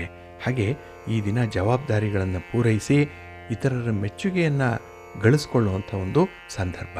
ಹಾಗೆ ನಿಮ್ಮನ್ನು ಅವಲಂಬಿಸಿ ಕೆಲವರು ಇರ್ತಾರೆ. ಹಾಗಾಗಿ ಅವರಿಗೆ ನಿಮ್ಮ ಒಂದು ಕೈಲಾದ ಸಹಾಯವನ್ನು, ಸಾಂತ್ವನದ ಮಾತುಗಳನ್ನು, ಭರವಸೆಯ ಮಾತುಗಳನ್ನು ಹೇಳುವಂಥದ್ದನ್ನು ಮರಿಬೇಡಿ. ನಿಮ್ಮ ಮನೆ ದೇವರನ್ನು ಸ್ಮರಣೆ ಮಾಡ್ತಾಯಿರಿ. ಶ್ರೀರಾಮ ರಕ್ಷಾ ಸ್ತೋತ್ರವನ್ನು ಹೇಳ್ಕೊಳ್ಳಿ, ರಾಮನಾಮ ಜಪ ಮಾಡಿ, ಒಳ್ಳೆಯದಾಗುತ್ತೆ. ನಿಮ್ಮ ಅದೃಷ್ಟದ ಬಣ್ಣ ಗುಲಾಬಿ, ಅದೃಷ್ಟದ ದಿಕ್ಕು ಈಶಾನ್ಯ ದಿಕ್ಕು, ಅದೃಷ್ಟ ಸಂಖ್ಯೆ 1. ಸಿಂಹರಾಶಿ. ಸಿಂಹರಾಶಿಯವರಿಗೆ ಈ ದಿನ ದ್ವಿತೀಯದಲ್ಲಿ ಚಂದ್ರ ಇರುವಂಥ ದಿನ. ಈ 2ನೇ ಮನೆ ಅಂತ ಹೇಳಿದ್ರೆ ಇದು ವಾಕ್ಸ್ಥಾನ, ಇದು ಧನಸ್ಥಾನ, ಇದೇ ಕುಟುಂಬ ಸ್ಥಾನ. ಹಾಗಾಗಿ ಕುಟುಂಬದಲ್ಲಿ ಈ ದಿನ ಸ್ವಲ್ಪ ಬೇಸರದ ಸನ್ನಿವೇಶ ಇರುತ್ತೆ. ಕುಟುಂಬದಲ್ಲಿ ಮಾತಿನ ಚಕಮಕಿಗಳು ಆಗುವಂಥದ್ದು, ಹಣಕಾಸಿನ ವಿಚಾರದಲ್ಲಿ ಈ ದಿನ ತೀವ್ರವಾದ ಭಿನ್ನಾಭಿಪ್ರಾಯಗಳಿರುತ್ತೆ. ಇಲ್ಲಿಂದಲೇ ಜಗಳ ಆರಂಭ ಆಗುವಂಥದ್ದು, ಇಲ್ಲಿಂದಲೇ ಭಿನ್ನಾಭಿಪ್ರಾಯ ಪ್ರಾರಂಭ ಆಗುವಂಥದ್ದು. ಹಾಗಾಗಿ ಕುಟುಂಬಸ್ಥರಿಗೆ, ಅದರಲ್ಲೂ ವಿಶೇಷವಾಗಿ ನಿಮಗೆ ಈ ದಿನ ಈ ಬದುಕು ಸ್ವಲ್ಪ ದುಸ್ತರವಾಗಿ ಕಾಣುತ್ತೆ, ಎಲ್ಲೋ ಹೆವಿ ಅನಿಸುತ್ತೆ ಈ ದಿನ. ಯಾಕೆಂದರೆ ನಿಮ್ಮ ಕಷ್ಟವನ್ನು, ನಿಮ್ಮ ನೋವನ್ನು ಅರ್ಥ ಮಾಡಿಕೊಳ್ಳುವಂಥವರು ಇಲ್ಲ, ನಿಮ್ಮ ಕೂಗನ್ನು ಕೇಳಿಸ್ಕೊಳ್ಳುವಂಥವರೇ ಇಲ್ಲ. ಅದಕ್ಕಾಗಿ ಈ ದಿನ ನೀವು ತುಂಬ ಪರಿತಪಿಸ್ತೀರಿ. ಎಲ್ಲವೂ ಇದೆ, ಏನೂ ಇಲ್ಲ ಅನ್ನುವಂಥ ಒಂದು ಪರಿಸ್ಥಿತಿ ಬರಬಹುದು. ಹಾಗೆ ಈ ದಿನದಲ್ಲಿ ನೀವು ಸಂಪಾದನೆ ಮಾಡಿರುವಂಥ ಕೆಲವು ವಿಚಾರಗಳೇನಿದೆ, ಕೆಲವೊಂದು ಆಸ್ತಿಪಾಸ್ತಿಗಳೇನಿದೆ, ಅದು ಪರರ ಪಾಲಾಗದಂತೆ ನೋಡಿಕೊಳ್ಬೇಕು. ಕಷ್ಟಪಟ್ಟು ದುಡಿದಿದ್ದೀರಿ, ಅದನ್ನು ನೀವೇ ಅನುಭವಿಸಬೇಕು. ನಿಮ್ಮ ಕೊನೆಯವರೆಗೂ ಕೂಡ ಅದನ್ನು ನಿಮ್ಮ ಜೊತೆಯಲ್ಲಿರಲಿ, ಅದರ ಅನುಭವವನ್ನು ನೀವು ಪಡ್ಕೊಳ್ಳಿ. ತದನಂತರದಲ್ಲಿ ಅದು ಯಾರಿಗೆ ಪ್ರಾಪ್ತಿಯಾಗುತ್ತೋ, ಯಾರಿಗೆ ಯೋಗ ಇದೆಯೋ ಅವರಿಗೆ ಅದು ಸಂದಾಯ ಆಗುತ್ತೆ. ಹಾಗಾಗಿ ತೀವ್ರ ನೀವು ಮುಂದಾಲೋಚನೆಯಲ್ಲಿ ಇರಬೇಡಿ. ತತ್ಕಾಲಕ್ಕೆ ಏನು ಬೇಕು ಅದನ್ನು ಮಾತ್ರ ಮಾಡಿ. ಇವತ್ತಿಗೆ ಏನು ಬೇಕು, ನಾಳೆಗೆ ಏನು ಬೇಕು ಅನ್ನುವಂಥದ್ದನ್ನು ನೋಡಿಕೊಳ್ಳಿ. ಆದರೆ ಮುಂದಿನ ವರ್ಷ, ಮುಂದಿನ 5 ವರ್ಷ, ಮುಂದಿನ 10 ವರ್ಷಗಳಲ್ಲಿ ಏನಾಗುತ್ತೆ ಅನ್ನುವಂಥದ್ದನ್ನು ವೃಥ ಯೋಚನೆ ಮಾಡಬೇಡಿ. ಈ ದಿನ ಭಗವಂತ ಇದ್ದಾನೆ, ಎಲ್ಲವನ್ನೂ ಕೂಡ ನಿಮಗೆ ಯಶಸ್ವಿಯಾಗಿ ನಡೆಸ್ಕೊಳ್ತಾನೆ. ಇನ್ನು ಕರ್ಮಣ್ಯೇ ವಾಧಿಕಾರಸ್ಥೆ ಮಾ ಫಲೇಶು ಕದಾಚನ ಅನ್ನುವಂಥದ್ದನ್ನು ಮರಿಬೇಡಿ. ನಿಮ್ಮ ಕೆಲಸ ಕಾರ್ಯಗಳನ್ನು ಭಗವಂತನ ಒಂದು ಅನುಗ್ರಹಕ್ಕೆ ಬಿಟ್ಬಿಡಿ. ಫಲಾಫಲಗಳನ್ನು ಭಗವಂತ ಕೊಡ್ತಾನೆ. ನಿಮ್ಮ ಕರ್ತವ್ಯವನ್ನು ಮಾತ್ರ ನೀವು ಮುಂದುವರಿಸ್ತಾ ಇರಿ, ಒಳ್ಳೆಯದಾಗತ್ತೆ. ನಿಮ್ಮ ಆರೋಗ್ಯವನ್ನು ಸ್ವಲ್ಪ ನೋಡಿಕೊಳ್ಳಿ. ಈ ದಿನ ನಿಮ್ಮ ಇಷ್ಟ ದೇವರನ್ನು ಆರಾಧನೆ ಮಾಡ್ತಾ ಇರಿ. ಹಾಗೆ ಭಕ್ತಿಯಿಂದ ಈ ದಿನ ನೀವು ನಿಮ್ಮ ನೆಚ್ಚಿನ ಗುರುಗಳನ್ನು ದರ್ಶನ ಮಾಡಿ, ಗುರುಸ್ತೋತ್ರವನ್ನು ಹೇಳ್ಕೊಳ್ತಾ ಇರಿ, ಒಳ್ಳೆಯದಾಗತ್ತೆ. ನಿಮ್ಮ ಅದೃಷ್ಟದ ಬಣ್ಣ ಹಳದಿ, ಅದೃಷ್ಟದ ದಿಕ್ಕು ಪೂರ್ವ ದಿಕ್ಕು, ಅದೃಷ್ಟ ಸಂಖ್ಯೆ 2. ಕನ್ಯಾ ರಾಶಿ. ಕನ್ಯಾ ರಾಶಿಯವರಿಗೆ ಈ ದಿನ ತುಂಬ ಆತ್ಮವಿಶ್ವಾಸ ಇರುವಂಥ ದಿನ. ಹಾಗಾಗಿನೇ ಕೆಲಸ ಕಾರ್ಯಗಳನ್ನು ಭರ್ಜರಿಯಾಗಿ ಆರಂಭ ಮಾಡ್ತೀರಿ. ಉತ್ತಮವಾದಂಥ ಫಲಗಳು ಸಿಕ್ಕತ್ತೆ. ಎಲ್ಲೂ ಕೂಡ ಸೋಲು ಅನ್ನುವಂಥದ್ದು ಇಲ್ಲ. ಈ ಹಿಂದೆ ಕಷ್ಟಪಟ್ಟಿರುವಂಥ ಒಂದು ಪರಿಶ್ರಮ ಏನಿದೆ ಅದಕ್ಕೆ ಸೂಕ್ತವಾದಂಥ ಒಂದು ಬೆಲೆ ಈ ದಿನ ಸಿಕ್ಕತ್ತೆ. ಒಂದು ಒಳ್ಳೆಯ ಸ್ಥಾನಮಾನ ಸಿಕ್ಕತ್ತೆ. ಅದರಲ್ಲೂ ಸ್ತ್ರೀ ವರ್ಗದವರಿಂದ ನಿಮಗೆ ಅತ್ಯುತ್ತಮವಾದಂಥ ಒಂದು ಮಾರ್ಗದರ್ಶನದ ಜೊತೆಗೆ ಹಣಕಾಸಿನ ನೆರವು ಕೂಡ ಸಿಕ್ಕತ್ತೆ. ಇದು ನಿಮ್ಮ ಬೆಳವಣಿಗೆಗೆ ಪೂರಕವಾಗಿರುವಂಥದ್ದು, ಉತ್ತರೋತ್ತರ ಅಭಿವೃದ್ಧಿಗೆ ಸಹಾಯಕವಾಗಿರುವಂಥ ಒಂದು ಅಂಶ ಇದು. ಹಾಗೆ ಈ ದಿನದಲ್ಲಿ ನಿಮ್ಮ ಒಂದು ಮಾತು, ನಿಮ್ಮ ನಡತೆ ಇತರರಿಗೆ ತುಂಬ ಆಕರ್ಷಣೀಯವಾಗಿ ಇರುತ್ತೆ, ಅನುಕರಣೀಯವಾಗಿ ಇರುತ್ತೆ. ಕೆಲವರು ನಿಮ್ಮನ್ನು ಫಾಲೋ ಮಾಡುವಂಥದ್ದು ಕೂಡ ಇದೆ. ನಿಮ್ಮಲ್ಲಿರುವಂಥ ಒಳ್ಳೆಯ ವಿಚಾರವನ್ನು ಈ ದಿನ ತುಂಬ ಶ್ಲಾಘಿಸುವಂಥವ್ರು. ಹಾಗೆ ನಿಮ್ಮ ಕೆಲಸ ಕಾರ್ಯಗಳ ಬಗ್ಗೆ ಬಹಳ ವಿನೂತನ ರೀತಿಯಲ್ಲಿ ನೀವು ಮಾಡುವಂಥ ಒಂದು ವಿಧಾನದ ಬಗ್ಗೆ ಕೆಲವರು ಪ್ರಶಂಸೆ ಮಾಡುವಂಥದ್ದು ಕೂಡ ಇದೆ. ಒಟ್ಟಾರೆ ಈ ದಿನ ಯಾರು ನಿಮ್ಮನ್ನು ಹೊಗಳಲ್ಲ ಅಂತಾರೋ ಅಂಥವರು ಕೂಡ ನಿಮ್ಮ ಬಗ್ಗೆ ಮೆಚ್ಚುಗೆಯನ್ನು ವ್ಯಕ್ತಪಡಿಸ್ತಾರೆ. ಆದರೆ ಮಾತಿನಲ್ಲಿ ಹೇಳಲ್ಲ. ಯಾಕೆಂದರೆ ಅವರಿಗೆ ಏನೋ ಒಂದು ಬಿಗುಮಾನ ಇರುವಂಥದ್ದು. ಹಾಗಾಗಿ ಅಂಥವರನ್ನು ಕೂಡ ವಿಸ್ಮಯಗೊಳಿಸುವಂತಹ ರೀತಿಯ ಕೌಶಲ್ಯ ಈ ದಿನ ನಿಮ್ಮಲ್ಲಿರುತ್ತೆ. ಹಾಗಾಗಿ ಒಂದು ಬಂಡೆಯನ್ನು ಕೂಡ ಕರಗಿಸುವಂತಹ ಒಂದು ಮಾತು, ಅಂಥ ಒಂದು ನಡತೆ ನಿಮ್ಮಲ್ಲಿದೆ. ಇನ್ನು ಈ ದಿನ ಮನೆಯ ಒಳಗಿರುವಂಥ ಭಿನ್ನಾಭಿಪ್ರಾಯಗಳನ್ನು ಮನೆಯ ಒಳಗೆ ಆದಷ್ಟು ಬೇಗ ಪರಿಹಾರ ಮಾಡಿಕೊಳ್ಳುವಂಥ ಒಂದು ಪ್ರಯತ್ನ ಮಾಡಿ. ಇನ್ನು 4 ಗೋಡೆಯ ಒಳಗೆ ನಿಮ್ಮ ಒಂದು ಸಾಂಸಾರಿಕ ಬದುಕು ಇರಬೇಕು. ಅದು ಈ 4 ಗೋಡೆಗಳ ಹೊರಗೆ ಹೋಗಬಾರ್ದು. ಆಚೆಗೆ ಹೋದರೆ ಅಲ್ಲಿ ನಿಮಗೆ ಸ್ವಲ್ಪ ಭಂಗ ಬರುವಂಥ ಸಾಧ್ಯತೆಗಳು ಜಾಸ್ತಿ ಇರುತ್ತೆ. ಇನ್ನು ಈ ದಿನದ ಆರಂಭ ತುಂಬ ಉತ್ಸಾಹದಾಯಕವಾಗಿರುತ್ತೆ. ತುಂಬ ಎನರ್ಜೆಟಿಕ್ ಆಗಿರ್ತೀರಿ. ಅದನ್ನು ಚಾಲನೈಸ್ ಮಾಡ್ಕೊಳ್ಳಿ. ನಿಮ್ಮ ಮನೆ ದೇವರನ್ನು ಸ್ಮರಣೆ ಮಾಡ್ತಾಯಿರಿ. ಹಾಗೆ ಭಕ್ತಿಯಿಂದ ಈ ದಿನ ನೀವು ಗಣಪತಿಯನ್ನು ಆರಾಧನೆ ಮಾಡಿ, ನಿಮ್ಮ ನೆಚ್ಚಿನ ಗುರುಗಳನ್ನು ಈ ದಿನ ದರ್ಶನ ಮಾಡಿ, ಅವರ ಸೇವೆ ಮಾಡಿ. ಒಳ್ಳೆಯದಾಗತ್ತೆ. ನಿಮ್ಮ ಅದೃಷ್ಟದ ಬಣ್ಣ ಗುಲಾಬಿ, ಅದೃಷ್ಟದ ದಿಕ್ಕು ಪೂರ್ವ ದಿಕ್ಕು, ಅದೃಷ್ಟ ಸಂಖ್ಯೆ 1. ತುಲಾರಾಶಿ. ತುಲಾರಾಶಿಯವರಿಗೆ ಈ ದಿನ ವ್ಯಯಸ್ಥಾನದಲ್ಲಿ ಚಂದ್ರ ಇರುವಂಥ ದಿನ. 12ನೇ ಮನೆಯಲ್ಲಿ ಚಂದ್ರ ಅಂದರೆ ಈ ದಿನದ ಪ್ರಯತ್ನಗಳಲ್ಲಿ ಮಿಶ್ರ ಫಲಗಳನ್ನು ಕಾಣುವಂಥ ದಿನ. ಹಾಗೆ ಈ ದಿನದಲ್ಲಿ ಉತ್ಸಾಹ ಏನೋ ಇದೆ, ಆಸಕ್ತಿ ಏನೋ ಇದೆ. ಆದರೆ ಕೆಲಸದಲ್ಲಿ ಅಡೆತಡೆಗಳು ಜಾಸ್ತಿ ಇರುತ್ತೆ. ಇದನ್ನು ನೋಡಿಯೇ ಆ ಕೆಲಸವನ್ನು ಕೈ ಬಿಡಬೇಕು ಅನ್ನುವಂಥ ಒಂದು ತೀರ್ಮಾನಕ್ಕೆ ಬರ್ತೀರಿ. ಇದರಿಂದ ಇನ್ನೂ ನಷ್ಟವನ್ನು ಅನುಭವಿಸುವಂಥದ್ದು ಇದೆ. ಹಾಗಾಗಿ ಕಷ್ಟವೋ ಸುಖವೋ ಹಿಡಿದ ಕೆಲಸ ಅದನ್ನು ಪೂರ್ಣ ಮಾಡುವಂಥ ಒಂದು ಪ್ರಯತ್ನವನ್ನು ಮಾಡಿ. ಪ್ರಯತ್ನಕ್ಕೆ ಮಿಂಚಿದಂತಹ ಫಲ ಇಲ್ಲ. ನೀವು ಕೆಲವು ವಿಚಾರಗಳನ್ನು ಸ್ವಲ್ಪ ಟ್ರ್ಯಾಕಲ್ಲಿ ಇಟ್ಕೊಂಡ್ರೆ ಸಾಕು, ಕೆಲಸಗಳು ಮುಂದುವರಿತಾ ಇರುತ್ತೆ. ಇನ್ನು ಈ ದಿನ ಕೆಲವೊಂದು ಜನರಿಂದ ಜಟಿಲವಾದಂತಹ ಸಮಸ್ಯೆಯನ್ನು ಅರ್ಥ ಮಾಡ್ಕೊಳ್ತೀರಿ. ಹಾಗಾಗಿ ಅವರೇ ನಿಮಗೆ ಗುರುಸ್ಥಾನದಲ್ಲಿ ಈ ದಿನ ಇರುವಂಥವ್ರು. ನಿಮ್ಮ ಶತ್ರುಗಳೇ ನಿಮಗೆ ಗುರುಗಳು. ಯಾಕೆಂದರೆ ನಿಮ್ಮಲ್ಲಿರುವಂಥ ಒಂದು ಅವಗುಣವನ್ನು, ನಿಮ್ಮಲ್ಲಿರುವಂಥ ಒಂದು ತಪ್ಪನ್ನು ಅವರು ಎತ್ತಿ ತೋರಿಸುವಂಥವ್ರು. ಅದನ್ನು ಆದಷ್ಟು ನೀವು ಸರಿಪಡಿಸ್ಕೊಂಡ್ರೆ ಉತ್ತಮವಾದಂಥ ಮನುಷ್ಯರಾಗೋದ್ರಲ್ಲಿ 2 ಮಾತಿಲ್ಲ. ಹಾಗಾಗಿ ನಿಮ್ಮ ವಿರೋಧಿಗಳನ್ನು ಈ ದಿನ ಗೌರವಿಸಬೇಕು. ನಿಮ್ಮನ್ನು ಸರಿದಾರಿಗೆ ತರಲಿಕ್ಕೆ ಅವರು ಪಟ್ಟಂತಹ ಶ್ರಮವನ್ನು ನೀವು ಶ್ಲಾಘಿಸಬೇಕಾಗತ್ತೆ. ಇನ್ನು ಈ ದಿನ ಯಾವುದೇ ಪ್ರಮುಖವಾದಂತಹ ದಾಖಲೆ ಪತ್ರಗಳಿಗೆ ಸಹಿ ಮಾಡುವಂಥ ವಿಚಾರ, ಆಸ್ತಿಯ ವಿಚಾರ ಅಥವಾ ಲೇವಾದೇವಿ ವಿಚಾರ, ಇದರಲ್ಲಿ ಸ್ವಲ್ಪ ಜಾಗ್ರತೆಯಿಂದ ಇರಿ. ಯಾರೋ ಹೇಳಿದ್ರು ಅಂತ ಹೇಳಿ ಆ ಒಂದು ಬದ್ಧತೆಗೆ ನೀವು ಒಪ್ಕೊಳ್ಬೇಡಿ. ಇದು ಮುಂದೆ ಕಷ್ಟದ ಜೀವನಕ್ಕೆ ನಾಂದಿಯಾಗ್ಬಿಡುತ್ತೆ. ಜಾಗ್ರತೆ. ನಿಮ್ಮ ಮನೆ ದೇವರನ್ನು ಈ ಸಂದರ್ಭದಲ್ಲಿ ಸ್ಮರಣೆ ಮಾಡಿಕೊಳ್ಳಿ. ಹಾಗೆ ಭಕ್ತಿಯಿಂದ ಈ ದಿನ ನೀವು ಲಕ್ಷ್ಮೀ ವೆಂಕಟೇಶ್ವರ ಸ್ವಾಮಿಯ ಆರಾಧನೆ ಮಾಡಿ ದರ್ಶನ ಮಾಡಿಕೊಳ್ಳಿ. ಒಳ್ಳೆಯದಾಗುತ್ತೆ.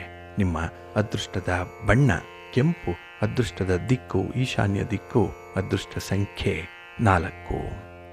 ವೃಶ್ಚಿಕ ರಾಶಿ. ವೃಶ್ಚಿಕ ರಾಶಿಯವರಿಗೆ ಈ ದಿನ ಲಾಭಸ್ಥಾನದಲ್ಲಿ ಚಂದ್ರ ಇರುವಂಥ ದಿನ. ಹಾಗಾಗಿನೇ ಶುಭ ಫಲಗಳು ನಿಮ್ಮ ಪಾಲಿಗೆ ಇರುತ್ತೆ. ಕೆಲಸ ಕಾರ್ಯಗಳು ಬಹಳ ಯಶಸ್ವಿಯಾಗಿ ಮಾಡುವಂಥ ಒಂದು ಮನಸ್ಸಿರುತ್ತೆ. ವ್ಯಾಪಾರ ವ್ಯವಹಾರ, ನಿಮ್ಮ ಸ್ವಂತ ಬಿಸ್ನೆಸ್ಸಲ್ಲಿ ಒಂದು ಪ್ರಗತಿ ಇದೆ. ಏಕೆಂದರೆ ಈ ವ್ಯಾಪಾರಕ್ಕೆ ನಿಮ್ಮ ಕಮಿಟ್ಮೆಂಟ್ ಲೆವೆಲ್ ತುಂಬ ಇರುತ್ತೆ. ಹಾಗಾಗಿ ಈ ದಿನ ನಿಮ್ಮ ಒಂದು ಭೌತಿಕ ಸೌಲಭ್ಯಗಳನ್ನು ಬದಿಗಿಟ್ಟು ನಿಮ್ಮ ಕುಟುಂಬಕ್ಕಾಗಿ ದುಡಿಯುವಂಥ ಒಂದು ಮನಸ್ಥಿತಿ ಇರುತ್ತೆ. ಹಾಗೆ ಈ ದಿನ ಆರೋಗ್ಯದ ಮೇಲೂ ಕೂಡ ಸ್ವಲ್ಪ ಗಮನ ಇಟ್ಕೊಳ್ಳುವಂಥದ್ದು ಉತ್ತಮ. ಇಂದಿನ ಎಲ್ಲ ಕೆಲಸ ಕಾರ್ಯಗಳು ಕೂಡ ನಿಮಗೆ ಕೈಗೂಡುವಂಥ ಸಾಧ್ಯತೆಗಳು ಜಾಸ್ತಿ ಇದೆ. ಅದರಲ್ಲೂ ಈ ರಿಯಲ್ ಎಸ್ಟೇಟ್ನಲ್ಲಿ ಹಣಕಾಸಿನ ಲೇವಾದೇವಿ ವ್ಯವಹಾರದಲ್ಲಿ ನಿಮಗೆ ಮಿಶ್ರ ಫಲಗಳು ಇರುವಂಥದ್ದು. ಯಾಕೆಂದರೆ ಕೆಲವರನ್ನು ಅತಿಯಾಗಿ ನಂಬಿ ಮೋಸ ಹೋಗ್ತೀರಿ. ಎಲ್ಲಿ ನಂಬಬೇಕೋ ಅಲ್ಲಿ ನಂಬಲ್ಲ.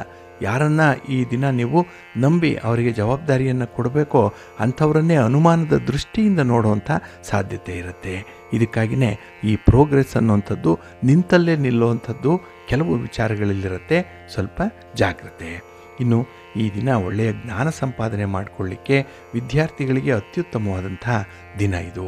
ನಿಮ್ಮ ಗುರುಗಳ ದರ್ಶನ ಆಗುತ್ತೆ, ಗುರುಗಳ ಮಾರ್ಗದರ್ಶನ ಆಗುತ್ತೆ. ಅದರಲ್ಲೂ ಈ ದಿನ ಯಾವುದೇ ಒಂದು ಭಿನ್ನಾಭಿಪ್ರಾಯಗಳನ್ನು ಯಾವ ರೀತಿಯಲ್ಲಿ ಪರಿಹರಿಸ್ಕೊಳ್ಬೇಕು ಅನ್ನುವಂಥದ್ರ ಬಗ್ಗೆ ನಿಮಗೆ ಸಲಹೆ ಸೂಚನೆಗಳು ಸಿಕ್ಕತ್ತೆ. ಈ ಎಲ್ಲದರ ಬೆಳವಣಿಗೆ ನಿಮ್ಮ ಮನಸ್ಸಿನಲ್ಲಿ ಒಂದು ಸಮಾಧಾನವನ್ನು ತರುವಂಥದ್ದು. ಹಾಗೆ ನಿಮ್ಮ ಅಭಿಪ್ರಾಯವನ್ನು ದೃಢವಾಗಿ ವ್ಯಕ್ತಪಡಿಸಲಿಕ್ಕೆ ಒಳ್ಳೆಯ ಆತ್ಮವಿಶ್ವಾಸ ಇರುವಂಥ ಸಂದರ್ಭ. ನೋಡಿ, ಜೊತೆಯಲ್ಲಿದ್ದರೆ ಆ ಗುರುವಿನಿಂದ ಎಷ್ಟೆಲ್ಲ ನಿಮಗೆ ಉಪಯೋಗಗಳಿದೆ. ಇನ್ನು ಆ ಗುರುವನ್ನೇ ಅನುಷ್ಠಾನ ಮಾಡ್ಕೊಂಡ್ಬಿಟ್ರೆ, ಗುರುವನ್ನೇ ನೀವು ಆಕ್ಟಿವೇಟ್ ಮಾಡಿಕೊಂಡ್ರೆ ಮತ್ತಷ್ಟು ಉತ್ತಮ ಫಲಗಳು ಸಿಕ್ಕತ್ತೆ. ಒಟ್ಟಾರೆ ನಿಮ್ಮ ಪ್ರಯತ್ನ ಈ ದಿನ ಯಶಸ್ವಿಯಾಗುತ್ತೆ. ಮುಂದುವರಿಸಿ. ನಿಮ್ಮ ಇಷ್ಟ ದೇವರನ್ನು ಆರಾಧನೆ ಮಾಡ್ತಾ ಇರಿ. ನಿಮ್ಮ ಮನೆ ದೇವರನ್ನು ಈ ದಿನ ಸ್ಮರಣೆ ಮಾಡಿಕೊಳ್ಳಿ. ಹಾಗೆ ಭಕ್ತಿಯಿಂದ ಈ ದಿನ ಶಿವಪಂಚಾಕ್ಷರಿ ಮಂತ್ರವನ್ನು ಹೇಳ್ತಾ ಇರಿ. ಒಳ್ಳೆಯದಾಗುತ್ತೆ. ನಿಮ್ಮ ಅದೃಷ್ಟದ ಬಣ್ಣ ನೇರಳೆ, ಅದೃಷ್ಟದ ದಿಕ್ಕು ಈಶಾನ್ಯ ದಿಕ್ಕು, ಅದೃಷ್ಟ ಸಂಖ್ಯೆ 2. ಧನುರಾಶಿ. ಧನುರಾಶಿಯವರಿಗೆ ಈ ದಿನ ಉದ್ಯೋಗ ಸ್ಥಾನದಲ್ಲಿ, ಕರ್ಮಸ್ಥಾನದಲ್ಲಿ ಚಂದ್ರ ಇರುವಂಥ ದಿನ. ಹಾಗಾಗಿಯೇ ವ್ಯವಹಾರಕ್ಕೆ ಈ ದಿನ ತುಂಬ ಒಳ್ಳೆಯ ದಿನ. ನೀವು ಅಂದುಕೊಂಡಂಥ ಕೆಲಸವನ್ನು ಮಾಡಲಿಕ್ಕೆ ತುಂಬ ಯಶಸ್ವಿಯಾದ ದಿನ. ಆದರೆ ಈ ದಿನ ಜನ ನಿಮ್ಮನ್ನು ಆಶ್ರಯಿಸ್ತಾರೆ. ನಿಮ್ಮ ಸಲಹೆ ಬೇಕು, ಮಾರ್ಗದರ್ಶನ ಬೇಕು, ನಿಮ್ಮ ಸಹಕಾರ ಬೇಕು, ಸಹಾಯ ಬೇಕು. ಇದಕ್ಕಾಗಿ ಹಾತೊರೆಯುವಂಥದ್ದು ಇದೆ. ಆದರೆ ಅವರಿಗೆ ಪ್ರತಿಯಾಗಿ ನೀವು ಸೂಕ್ತ ರೀತಿಯಲ್ಲಿ ಸ್ಪಂದಿಸುವಂಥ ಒಂದು ಸ್ವಭಾವವನ್ನು ರೂಢಿಸ್ಕೊಳ್ಬೇಕಾಗತ್ತೆ. ಹಾಗೆ ನಿಮ್ಮ ಮೇಲೆ ಇಟ್ಟಿರುವಂಥ ನಂಬಿಕೆಯನ್ನು ನೀವು ಉಳಿಸ್ಕೊಳ್ಬೇಕಾಗತ್ತೆ. ಹಾಗೆ ಈ ಸಂದರ್ಭದಲ್ಲಿ ಏನೇ ಇದ್ದರೂ ಕೂಡ ಕೆಲವನ್ನು ಅನುಭವಿಸಲಿಕ್ಕೆ ನಿಮಗೆ ಸಾಧ್ಯ ಆಗಲ್ಲ. ಯಾಕೆಂದರೆ ನಿಮ್ಮ ದೂರದರ್ಶಿತ್ವದ ಕೊರತೆ ಇರ್ಬೋದು, ಅಥವಾ ಈ ಓವರ್ ಕಾನ್ಫಿಡೆನ್ಸ್ ಅನ್ನುವಂಥದ್ದು ಇರ್ಬೋದು. ಹಾಗಾಗಿ ಎದುರಿಗೆ ಇದ್ದರೂ ಕೂಡ ಅದೆಲ್ಲ ಒಂದು ರೀತಿಯಲ್ಲಿ ಕನ್ನಡಿಯಲ್ಲಿ ಕಾಣುವಂಥ ಪ್ರತಿಬಿಂಬದಂತೆ ನಿಮಗೆ ಗೋಚರವಾಗುವಂಥದ್ದು ಇದೆ.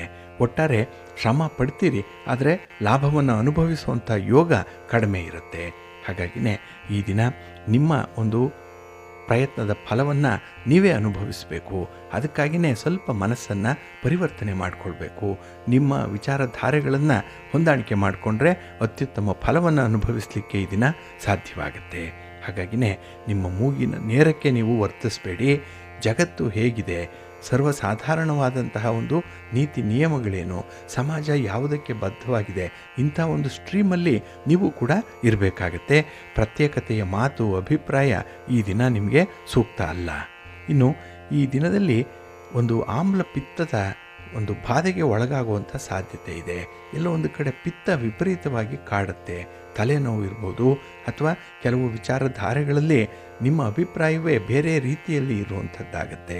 ಆದ್ದರಿಂದಲೇ ಮನೆ ಮದ್ದಿನ ಮೂಲಕ ನಿಮ್ಮ ಆರೋಗ್ಯವನ್ನು ಸರಿಪಡಿಸ್ಕೊಳ್ಳುವಂಥ ಒಂದು ಪ್ರಯತ್ನ ಮಾಡಿ. ಒಳ್ಳೆಯದಾಗತ್ತೆ. ಈ ದಿನ ಶಿವಸ್ತೋತ್ರವನ್ನು ಹೇಳ್ಕೊಳ್ಳಿ. ಶಿವನ ಪರಿವಾರ ದೇವತೆಗಳನ್ನು ಪ್ರಾರ್ಥನೆ ಮಾಡಿಕೊಳ್ಳಿ. ಒಳ್ಳೆಯದಾಗತ್ತೆ. ನಿಮ್ಮ ಅದೃಷ್ಟದ ಬಣ್ಣ ನೇರಳೆ, ಅದೃಷ್ಟದ ದಿಕ್ಕು ಪೂರ್ವ ದಿಕ್ಕು, ಅದೃಷ್ಟ ಸಂಖ್ಯೆ 1. ಮಕರ ರಾಶಿ. ಮಕರ ರಾಶಿಯವರಿಗೆ ಈ ದಿನ ಮಿಶ್ರ ಫಲಗಳಿರುವಂಥ ದಿನ. ಎಷ್ಟೋ ಪ್ರಯತ್ನ ಮಾಡ್ತೀರಿ, ಆದರೆ ಆ ಪ್ರಯತ್ನ ಸಕಾಲಕ್ಕೆ ಆಗಲ್ಲ. ಹಾಗಾಗಿಯೇ ಈ ಸಮಯದಲ್ಲಿ ಸಾಧನೆ ಮಾಡಲಿಕ್ಕೆ ನಿಮಗೆ ಸಮಯದ ಅಭಾವ ಕೂಡ ಉಂಟಾಗುತ್ತೆ. ಹಾಗೆ ಮಾರ್ಗದರ್ಶನದ ಕೊರತೆ ಕೂಡ ಇರುತ್ತೆ. ಇದರಿಂದ ನಿಮಗೆ ಮಿಶ್ರ ಫಲಗಳ ಜೊತೆಗೆ ಸ್ವಲ್ಪ ಹಣಕಾಸಿನ ನಷ್ಟಗಳು ಉಂಟಾಗುವಂಥ ಸಾಧ್ಯತೆಗಳು ಕೂಡ ಇದೆ. ಅದರಲ್ಲೂ ಈ ಹಣಕಾಸಿನ ವ್ಯವಹಾರಗಳಲ್ಲಿ ಆತುರದ ನಿರ್ಧಾರದಿಂದ ಸ್ವಲ್ಪ ದೂರ ಇರಬೇಕು. ಹಾಗೆ ವಿರೋಧಿಗಳ ಮೇಲೆ ಒಂದು ಕಣ್ಣನ್ನು ಇಟ್ಟಿರಬೇಕು. ಯಾಕೆಂದರೆ ಹಿತಶತ್ರುಗಳೇ ಈ ದಿನ ನಿಮಗೆ ದೊಡ್ಡ ಒಂದು ರೀತಿಯಲ್ಲಿ ಅಡೆತಡೆಯಾಗಿ ಪರಿಣಮಿಸುವಂಥ ಸಾಧ್ಯತೆಗಳಿರುತ್ತೆ. ಇನ್ನು ಈ ದಿನ ಚಾಡಿಕೋರರಿಂದ ಸ್ವಲ್ಪ ದೂರ ಕೂಡ ಇರಬೇಕು. ಏಕೆಂದರೆ ಬೇರೆಯವರ ವಿಚಾರವನ್ನು ನಿಮ್ಮ ಬಳಿ ಹೇಳ್ತಾರೆ, ನಿಮ್ಮ ವಿಚಾರವನ್ನು ಬೇರೆಯವರ ಬಳಿ ಕೂಡ ಹೇಳುವಂಥವ್ರು ಇವರೇ ಚಾಡಿಕೋರರು. ಅಂಥವರನ್ನು ಈ ದಿನ ಎಂಟರ್ಟೈನ್ ಮಾಡಬೇಡಿ. ಹಾಗೆ ಈ ದಿನ ಆತ್ಮವಿಶ್ವಾಸದಿಂದ ಮುಂದುವರಿಯುವಂಥ ಒಂದು ಪ್ರಯತ್ನ ಮಾಡಿ. ಎಷ್ಟೇ ನಷ್ಟ ಆಗಲಿ, ಎಷ್ಟೇ ಸೋಲಾಗಲಿ, ಎಷ್ಟೇ ಅವಮಾನ ಆಗಲಿ, ಹಿಡಿದ ಕೆಲಸವನ್ನು ಮಾತ್ರ ಬಿಡಬೇಡಿ. ಕನ್ಸಿಸ್ಟೆನ್ಸಿ ಇಟ್ಕೊಳ್ಳಿ, ಮುಂದುವರಿಸಿ. ಒಳ್ಳೆಯದಾಗತ್ತೆ. ಹಾಗೆ ಈ ದಿನ ಒಂದು ಸಿಂಹಾವಲೋಕನವನ್ನು ಮಾಡಿಕೊಳ್ಳುವಂಥದ್ದು. ನೀವು ನಡೆದು ಬಂದಂತಹ ದಾರಿ ಹೇಗಿತ್ತು, ಎಲ್ಲಿ ಕಷ್ಟ ಆಯಿತು, ಎಲ್ಲಿ ನಷ್ಟ ಆಯಿತು, ಯಾರು ನಿಮ್ಮನ್ನು ಕೈ ಹಿಡಿದ್ರು, ಯಾರೋ ಸಕಾಲಕ್ಕೆ ಕೈ ಬಿಟ್ಟರು, ಇಂಥದ್ದರ ಒಂದು ಅವಲೋಕನ ನಿಮ್ಮಿಂದ ಆಗುತ್ತೆ. ಇದೆಲ್ಲ ನಿಮ್ಮ ಅನುಭವಕ್ಕೆ ಮತ್ತೆ ಮತ್ತೆ ಬರುವಂಥದ್ದು. ನಿಮ್ಮನ್ನು ಒಂದು ಪುಟಬಿಟ್ಟ ಚಿನ್ನದಂತೆ ಪರಿವರ್ತನೆ ಮಾಡಲಿಕ್ಕೆ ಒಳ್ಳೆಯ ಅವಕಾಶ ಇರುವಂಥ ಸಂದರ್ಭ ಇದು. ಹಾಗಾಗಿನೇ ಈ ದಿನ ನೀವು ನಡೆದು ಬಂದ ದಾರಿಯನ್ನು ಸ್ಮರಣೆ ಮಾಡ್ಕೊಳ್ತೀರಿ. ಜೊತೆಗೆ ನಿಮ್ಮ ಒಂದು ಶಕ್ತಿ ಸಾಮರ್ಥ್ಯ ಎಲ್ಲಿದೆ, ನಿಮ್ಮ ಸ್ಟ್ರೆಂತ್ ಯಾವುದು, ನಿಮ್ಮ ವೀಕ್ನೆಸ್ ಯಾವುದು, ನಿಮ್ಮ ಬಲ ಯಾವುದು ಇತ್ಯಾದಿ ವಿಚಾರಗಳಲ್ಲಿ ಈ ದಿನ ತುಂಬ ಮುತುವರ್ಜಿಯಿಂದ ಮುಂದುವರಿತೀರಿ. ಇದು ನಿಮ್ಮಲ್ಲಿರುವಂಥ ಒಂದು ಕೆಲಸದ ಶ್ರೇಷ್ಠತೆಯನ್ನು, ಆಸಕ್ತಿಯನ್ನು ತೋರಿಸುತ್ತೆ. ಹಾಗೆ ಈ ದಿನ ಮಾನಸಿಕ ಶಾಂತಿ ಸಮಾಧಾನಕ್ಕಾಗಿ ದಾನ ಧರ್ಮಾದಿಗಳನ್ನು ಮಾಡಿ, ಭಗವಂತನ ಸೇವೆ ಮಾಡಿ, ನಿಮ್ಮ ನೆಚ್ಚಿನ ಗುರುಗಳನ್ನು ಆರಾಧನೆ ಮಾಡಿ, ಮನೆ ದೇವರನ್ನು ಈ ದಿನ ಪ್ರಾರ್ಥನೆ ಮಾಡಿಕೊಳ್ಳಿ, ಒಳ್ಳೆಯದಾಗತ್ತೆ. ನಿಮ್ಮ ಅದೃಷ್ಟದ ಬಣ್ಣ ಗುಲಾಬಿ, ಅದೃಷ್ಟದ ದಿಕ್ಕು ಈಶಾನ್ಯ ದಿಕ್ಕು, ಅದೃಷ್ಟ ಸಂಖ್ಯೆ 1. ಕುಂಭರಾಶಿ. ಕುಂಭರಾಶಿಯವರಿಗೆ ಈ ದಿನ ಅಷ್ಟಮದಲ್ಲಿ ಚಂದ್ರ ಇರುವಂಥ ದಿನ. ಹಾಗಾಗಿನೇ ಕೆಲವು ಕೆಲಸ ಕಾರ್ಯಗಳಲ್ಲಿ ಸ್ವಲ್ಪ ಜಾಗ್ರತೆಯಿಂದ ಇರಬೇಕು. ಅದರಲ್ಲೂ ಪ್ರಯಾಣದ ಸಂದರ್ಭ, ದೂರದ ಪ್ರಯಾಣವನ್ನು ಮಾಡಬೇಡಿ. ಪ್ರಯಾಣದಲ್ಲಿ ನಿಮಗೆ ಅನಗತ್ಯವಾದಂತಹ ಕಿರಿಕಿರಿಗಳು ಉಂಟಾಗುವಂಥದ್ದು, ವಾಹನ ದುರಸ್ತಿಗೆ ಬರುತ್ತೆ. ಈ ಪ್ರಯಾಣವೇ ನಿಮಗೆ ಖರ್ಚು ವೆಚ್ಚಗೆ ಹೆಚ್ಚಾಗುವಂಥ ಸಾಧ್ಯತೆ ಈ ದಿನ ಇರುತ್ತೆ. ಹಾಗೆ ಈ ದಿನ ನಿಮ್ಮ ಪ್ರಗತಿಯನ್ನಾಗಲಿ, ನಿಮ್ಮ ಒಂದು ಆಲೋಚನೆಗಳನ್ನಾಗಲಿ ಚಿವುಟಿ ಹಾಕುವಂತಹ ಜನ ನಿಮ್ಮ ಸುತ್ತಮುತ್ತ ಇರ್ತಾರೆ. ಹಿತಶತ್ರುಗಳ ರೂಪದಲ್ಲಿ ಇರುವಂಥವರು. ಆದ್ದರಿಂದ ಅಂತಹ ಜನರಿಂದ ಆದಷ್ಟು ದೂರ ಇರಬೇಕು, ಇಲ್ಲ ಅವರನ್ನು ದೂರ ಇಡಬೇಕು. ಧೈರ್ಯ ಇದ್ದರೆ ದೂರ ಇಡ್ತೀರಿ, ಬುದ್ಧಿವಂತಿಕೆ ಇದ್ದರೆ ನೀವೇ ದೂರ ಸರಿತೀರಿ. ಹಾಗಾಗಿ 2ರಲ್ಲಿ 1 ಈ ದಿನ ತೀರ್ಮಾನ ಆಗಲೇಬೇಕಾಗತ್ತೆ. ಹಾಗೆ ಈ ದಿನ ಹೊಸ ಹೂಡಿಕೆಗೆ ಅವಕಾಶಗಳು ಸಿಕ್ಕುವಂತಹ ಸಂದರ್ಭ ಇದೆ. ಆದರೆ ಅದರಲ್ಲಿ ನಿಮ್ಮ ಸ್ವಾರ್ಥತೆ ಜಾಸ್ತಿ ಇರುತ್ತೆ. ಬರುವಂಥ ಲಾಭ, ಬರುವಂಥ ಅನುಕೂಲ, ಬರುವಂಥ ಸೌಲಭ್ಯ ಎಲ್ಲವೂ ನನಗೆ, ನನ್ನ ಕುಟುಂಬಕ್ಕಿರಲಿ ಅನ್ನುವಂಥದ್ದು ಒಂದು ಸ್ವಾರ್ಥತೆ. ಹಾಗಾಗಿ ಲೀವ್ ಆ್ಯಂಡ್ ಲೆಟ್ ಲೀವ್ ಪಾಲಿಸಿಯನ್ನು ಈ ದಿನ ಸ್ವಲ್ಪ ಅನುಸರಣೆ ಮಾಡಬೇಕು. ಇದು ನಿಮ್ಮ ಒಳ್ಳೆಯ ವ್ಯಕ್ತಿತ್ವಕ್ಕೆ ಒಂದು ಮೆರುಗನ್ನು ಕೊಡುತ್ತೆ. ಹಾಗೆ ಈ ದಿನ ಯಾವುದೇ ವಿಚಾರವನ್ನಾಗಲಿ ಧನಾತ್ಮಕವಾಗಿ ಯೋಚನೆ ಮಾಡಿ, ಪಾಸಿಟಿವ್ ಆಗಿರಿ. ಭಗವಂತ ಕೂಡ ಪಾಸಿಟಿವ್ ಆಗಿರುವಂಥ ರಿಸಲ್ಟನ್ನೇ ನಿಮಗೆ ಕೊಡ್ತಾನೆ. ಹಾಗೆ ಈ ದಿನ ಮನೆಯಲ್ಲಿ ಆಗಿರುವಂಥ ಒಂದು ಆಘಾತ ಏನಿದೆ, ಒಂದು ರೀತಿಯ ನಷ್ಟದ ಬಾಪ್ತೇನಿದೆ, ಅದು ಮತ್ತೆ ಮರುಕಳಿಸುವಂಥ ಸಾಧ್ಯತೆ ಇರುತ್ತೆ. ಹಾಗಾಗಿನೇ ಈ ದಿನ ಅಂತಹ ಅವಘಡಗಳಾಗಬಾರ್ದು ಅಂತ ಹೇಳೇ ಭಗವಂತನನ್ನು ಪ್ರಾರ್ಥನೆ ಮಾಡಿಕೊಳ್ಳಿ. ಅದರಲ್ಲೂ ವಿಶೇಷವಾಗಿ ಗಣಪತಿಯನ್ನು ಆರಾಧನೆ ಮಾಡಿ, ನಿರ್ವಿಘ್ನವಾಗಿ ಕೆಲಸಗಳು ನೆರವೇರುತ್ತೆ. ನಿಮ್ಮ ಮನೆ ದೇವರನ್ನು ಕೂಡ ಈ ಸಂದರ್ಭದಲ್ಲಿ ಸ್ಮರಣೆ ಮಾಡ್ತಾ ಇರಿ. ನಿಮ್ಮ ಅದೃಷ್ಟದ ಬಣ್ಣ ನೇರಳೆ, ಅದೃಷ್ಟದ ದಿಕ್ಕು ಈಶಾನ್ಯ ದಿಕ್ಕು, ಅದೃಷ್ಟ ಸಂಖ್ಯೆ 3. ಮೀನರಾಶಿ. ಮೀನರಾಶಿಯವರಿಗೆ ಈ ದಿನ ಸಮಗ್ರವಾದಂತಹ ದಿನ. ಕಳತ ಸ್ಥಾನದಲ್ಲಿ ಚಂದ್ರ ಇರುವಂತಹ ದಿನ. 7ನೇ ಮನೆಯಲ್ಲಿ ಚಂದ್ರ ಅಂದರೆ ನಿಮಗೆ ಅತ್ಯುತ್ತಮವಾದಂಥ ಅನುಭವಗಳು, ಸಂತೋಷಗಳು ಉಂಟಾಗುವಂಥ ಸಾಧ್ಯತೆ ಇದೆ. ಹಾಗೆ ದೊಡ್ಡ ದೊಡ್ಡ ಯೋಜನೆಗಳ ಬೆನ್ನು ಹತ್ತುವಂಥದ್ದು ಇದೆ. ಅಂದರೆ ಒಂದು ಕಾರ್ಯರೂಪಕ್ಕೆ ತಂದಿರುವಂಥ ಯೋಜನೆಯನ್ನು ಅರ್ಧಕ್ಕೆ ನಿಲ್ಲಿಸುವಂಥ ಒಂದು ಮನಸ್ಸಿಲ್ಲ. ಏನಾದರೂ ಪ್ರಯತ್ನ ಮಾಡಿ ಮುಂದುವರಿಸಬೇಕು ಅಂತ ಹೇಳಿ ಮುಂದೆ ಮುಂದೆ ಸಾಗ್ತೀರಿ. ಅದಕ್ಕೆ ನಿಮ್ಮ ಕುಟುಂಬಸ್ಥರ, ನಿಮ್ಮ ಸಹೋದ್ಯೋಗಿಗಳ ನೆರವು ಬಹಳ ಚೆನ್ನಾಗಿದೆ. ಹಾಗಾಗಿ ಅವರ ನೆರವನ್ನು ಕೂಡ ಸ್ಮರಿಸುವಂಥ ಒಂದು ಕಾಲ ಹತ್ತಿರವಾಗ್ತಾ ಇದೆ. ಇನ್ನು ಈ ದಿನ ಮನಸ್ಸು ಕೊಟ್ಟು ಕೆಲಸಗಳನ್ನು ಮಾಡೋದರಿಂದ ಗುರುತರವಾದಂಥ ಕೆಲಸಗಳು ಕೂಡ ಯಶಸ್ವಿಯಾಗುತ್ತೆ. ಇನ್ನು ಈ ದಿನ ಮಿತಿ ಇಲ್ಲದಂತಹ ಒಂದು ಸೃಜನಶೀಲತೆ ಇದೆ. ಅಷ್ಟೊಂದು ಉತ್ಸಾಹ ಅಪರಿಮಿತವಾಗಿ ಇರುವಂಥದ್ದು. ಇದು ಅನುಕೂಲಕರವಾದಂಥ ಒಂದು ಸನ್ನಿವೇಶವನ್ನು ನಿಮಗೆ ಸೃಷ್ಟಿಸಿ ಕೊಡ್ತಾ ಇದೆ. ಹಾಗೆ ಈ ದಿನ ಒಂದು ವಿಚಾರವನ್ನು ಪ್ರಶಂಸೆ ಮಾಡುವಂಥದ್ದು, ಹಾಗೆ ಕೆಲವರ ಕಾರ್ಯವೈಖರಿಯನ್ನು ಈ ದಿನ ನೀವು ನೋಡಿ ಆಶ್ಚರ್ಯಚಕಿತರಾಗುವಂಥ ಸಾಧ್ಯತೆ ಇದೆ. ಇನ್ನು ನಿಮ್ಮ ಸಂಗಾತಿ, ನಿಮ್ಮ ಪ್ರೀತಿ ಪಾತ್ರರ ಮಾತು, ನಡವಳಿಕೆ ಎಲ್ಲೋ ಒಂದು ಕಡೆ ಮನಸ್ಸಿಗೆ ಬೇಸರ ತರಿಸ್ಬೋದು. ಆದರೆ ಒಟ್ಟಾರೆಯಾಗಿ ಇಡಿಯಾಗಿ ನೋಡಿದಾಗ ಅದು ಅವರಿಗೆ ಆಗಿರುವಂಥ ದುಃಖವನ್ನು ವ್ಯಕ್ತಪಡಿಸುವಂಥ ಒಂದು ರೀತಿ ಅನ್ನುವಂಥದ್ದು ನಿಮಗೆ ಅರ್ಥ ಆಗುತ್ತೆ. ಹಾಗಾಗಿನೇ ಈ ದಿನ ತುಂಬ ಪ್ರಾಕ್ಟಿಕಲ್ ಆಗಿರಲಿಕ್ಕೆ ಪ್ರಯತ್ನವನ್ನು ಪಡ್ತೀರಿ. ಆದರೆ ಯಾವುದೇ ವ್ಯವಹಾರ ಕೈಗೊಳ್ಳುವ ಮೊದಲು ಅದರ ಪರಿಣಾಮದ ಬಗ್ಗೆ ಸ್ವಲ್ಪ ಎಚ್ಚರಿಕೆ ಇರಲಿ. ಅದನ್ನು ಗಮನಿಸಿ ಮುಂದುವರಿಯುವಂಥದ್ದು ಉತ್ತಮ. ನಿಮ್ಮ ಇಷ್ಟ ದೇವರನ್ನು ಆರಾಧನೆ ಮಾಡ್ತಾ ಇರಿ. ಹಾಗೆ ಭಕ್ತಿಯಿಂದ ಈ ದಿನ ನೀವು ಧನ್ವಂತರಿ ಅಷ್ಟೋತ್ತರವನ್ನು ಹೇಳ್ಕೊಳ್ಳಿ. ಶಿವನ ಪಂಚಾಕ್ಷರಿ ಮಂತ್ರವನ್ನು ಹೇಳ್ಕೊಳ್ಳಿ, ಒಳ್ಳೆಯದಾಗುತ್ತೆ. ನಿಮ್ಮ ಅದೃಷ್ಟದ ಬಣ್ಣ ಬಿಳುಪು, ಅದೃಷ್ಟದ ದಿಕ್ಕು ಈಶಾನ್ಯ ದಿಕ್ಕು, ಅದೃಷ್ಟ ಸಂಖ್ಯೆ 1.